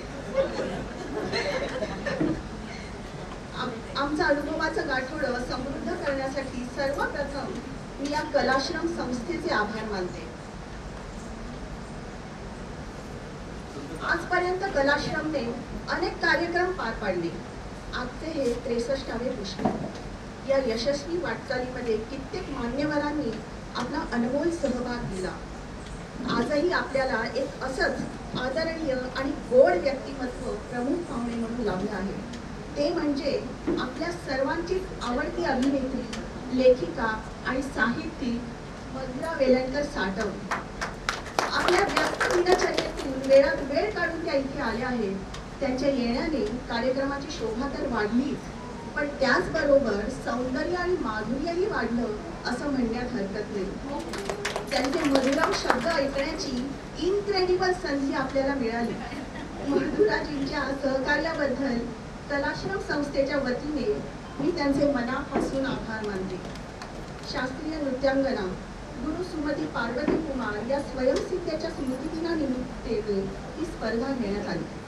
संध्या पुरेच्या, भावना शहा, पार्वती कुमार परिवार, प्राची देवस्थळी, अशोक हसोळकर या सर्वांचे विशेष आभार. कोणत्याही स्पर्धेचा महत्त्वाचा टप्पा म्हणजे त्या स्पर्धेचं परीक्षण. आजच्या आपल्या स्पर्धेत ही मोलाची कामगिरी बजावली आहे अशाच एका आदर्शवत व्यक्तीने, ती म्हणजे सुप्रसिद्ध दिग्दर्शक, चित्रपट समीक्षक डॉक्टर संतोष पाठारे यांनी. कलाश्रमच्या वतीने मी संतोषजी यांचे मनपूर्वक आभार मानते. मी आज दिवंगत दिग्गजांच्या नावाने आपण पुरस्कार प्रदान करत आहोत. त्यांचे नातेवाईक येथे वेळात वेळ काढून उपस्थित आहेत. श्रीयुत शंतनू मोघे, श्रीयुत दत्ताराम घुगे, श्रीयुत अशोक हसोळकर यांचे विशेष आभार. ज्यांना हे पुरस्कार देऊन गौरवण्यात आले ते म्हणजे माननीय श्री सुशील इनामदार, माननीय श्री महेंद्र सुके, माननीय मंदाकिनी उगले आणि अव्वल पुरस्कार प्राप्त बेंजो वादक माननीय श्री रवी जावळे यांनी आमच्या शब्दाचा मान राखून आज इथे येणे केले. हा पुरस्कार अतिशय प्रेमाने स्वीकारला त्याबद्दल त्यांचे खरोखरच मनपूर्वक आभार. आपल्या समर्पक शब्दांनी मंच आणि श्रोते यांना ज्यांनी आनंददायी साखळीत गुंफून कार्यक्रमाचे सूत्रसंचालन केले त्या प्रियांका वाजंत्री यांचे देखील आभार. पुरस्कार म्हणून सन्मानितांना जी दखलपत्र दिली गेली त्या दखलपत्रांचे अतिशय सुंदररित्या वाचन ज्या सदस्यांनी केले ते म्हणजे श्री अशोक परब, मिताली यांच्या स्मृती दिनानिमित्त आशाताईंना नृत्यांजली सादर केली, त्या म्हणजे आशाताईंचा परिस्पर्श लाभलेल्या त्यांच्या शिष्या गुरु स्मृती तळपदे यांनी.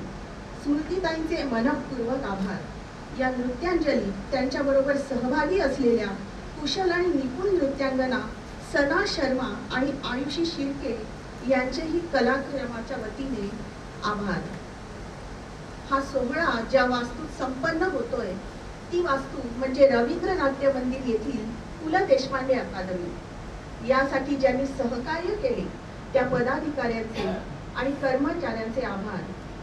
मगाशी मधुराजींनी सांगितल्याप्रमाणे माणसं बांधली जातात आणि चांगल्या कामासाठी बांधली जातात आणि आजही अशी चांगली माणसं आहेत म्हणून हे जग चाललं आहे. कलाश्रमच्या सुरुवातीच्या काळापासून ते आतापर्यंतच्या अशा चांगल्या माणसांची साथ लाभली म्हणून आज या लावलेल्या रोपाचं आज वटवृक्षात रूपांतर झालं आहे. या कार्यासाठी ज्यांचे कर लागले त्या सर्वांचे मी कर जोडून संस्थेच्या वतीने आभार मानते. मंडळी, आज तुम्ही सुद्धा अगदी वेळात वेळ काढून इथे आलात. कार्यक्रमाला वेळोवेळी दाद देऊन तुमची पसंती दर्शवली त्याबद्दल ऋणी आहोत आम्ही आपले, देतो शब्द सुमनांचा उपहार. ऋणी आहोत आम्ही आपले, देतो शब्द सुमनांचा उपहार. आपला मौल्यवान वेळ दिला आम्हास त्याबद्दल मी मानते तुम्हा सर्वांचे आभार आणि असेच प्रेम आणि पाठिंबा सदैव आमच्या पाठीशी राहो ही सदिच्छा. आणि last and not the list, माझा मुलगा इथे आलाय 5 वाजल्यापासून, कधीपासून म्हणजे मला न त्रास देतात तो बसलाय शांतपणे, त्याचे सुद्धा आभार. सर्वांचं मनापासून आभार. या कार्यक्रमाचं वैशिष्ट्य म्हणजे प्रत्येक कार्यक्रमामध्ये 20 जणांचा सहभाग असतो आणि प्रत्येक जण नवीन असतात. आता तुला काही काढू तर या पटकन हां देतो.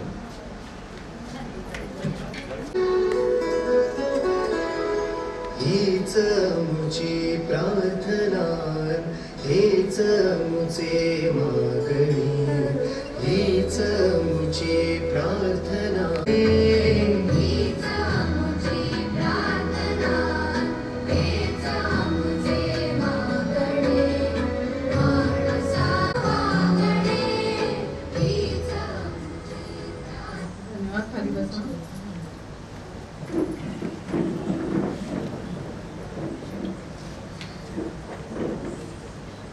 श्रद्धांजली.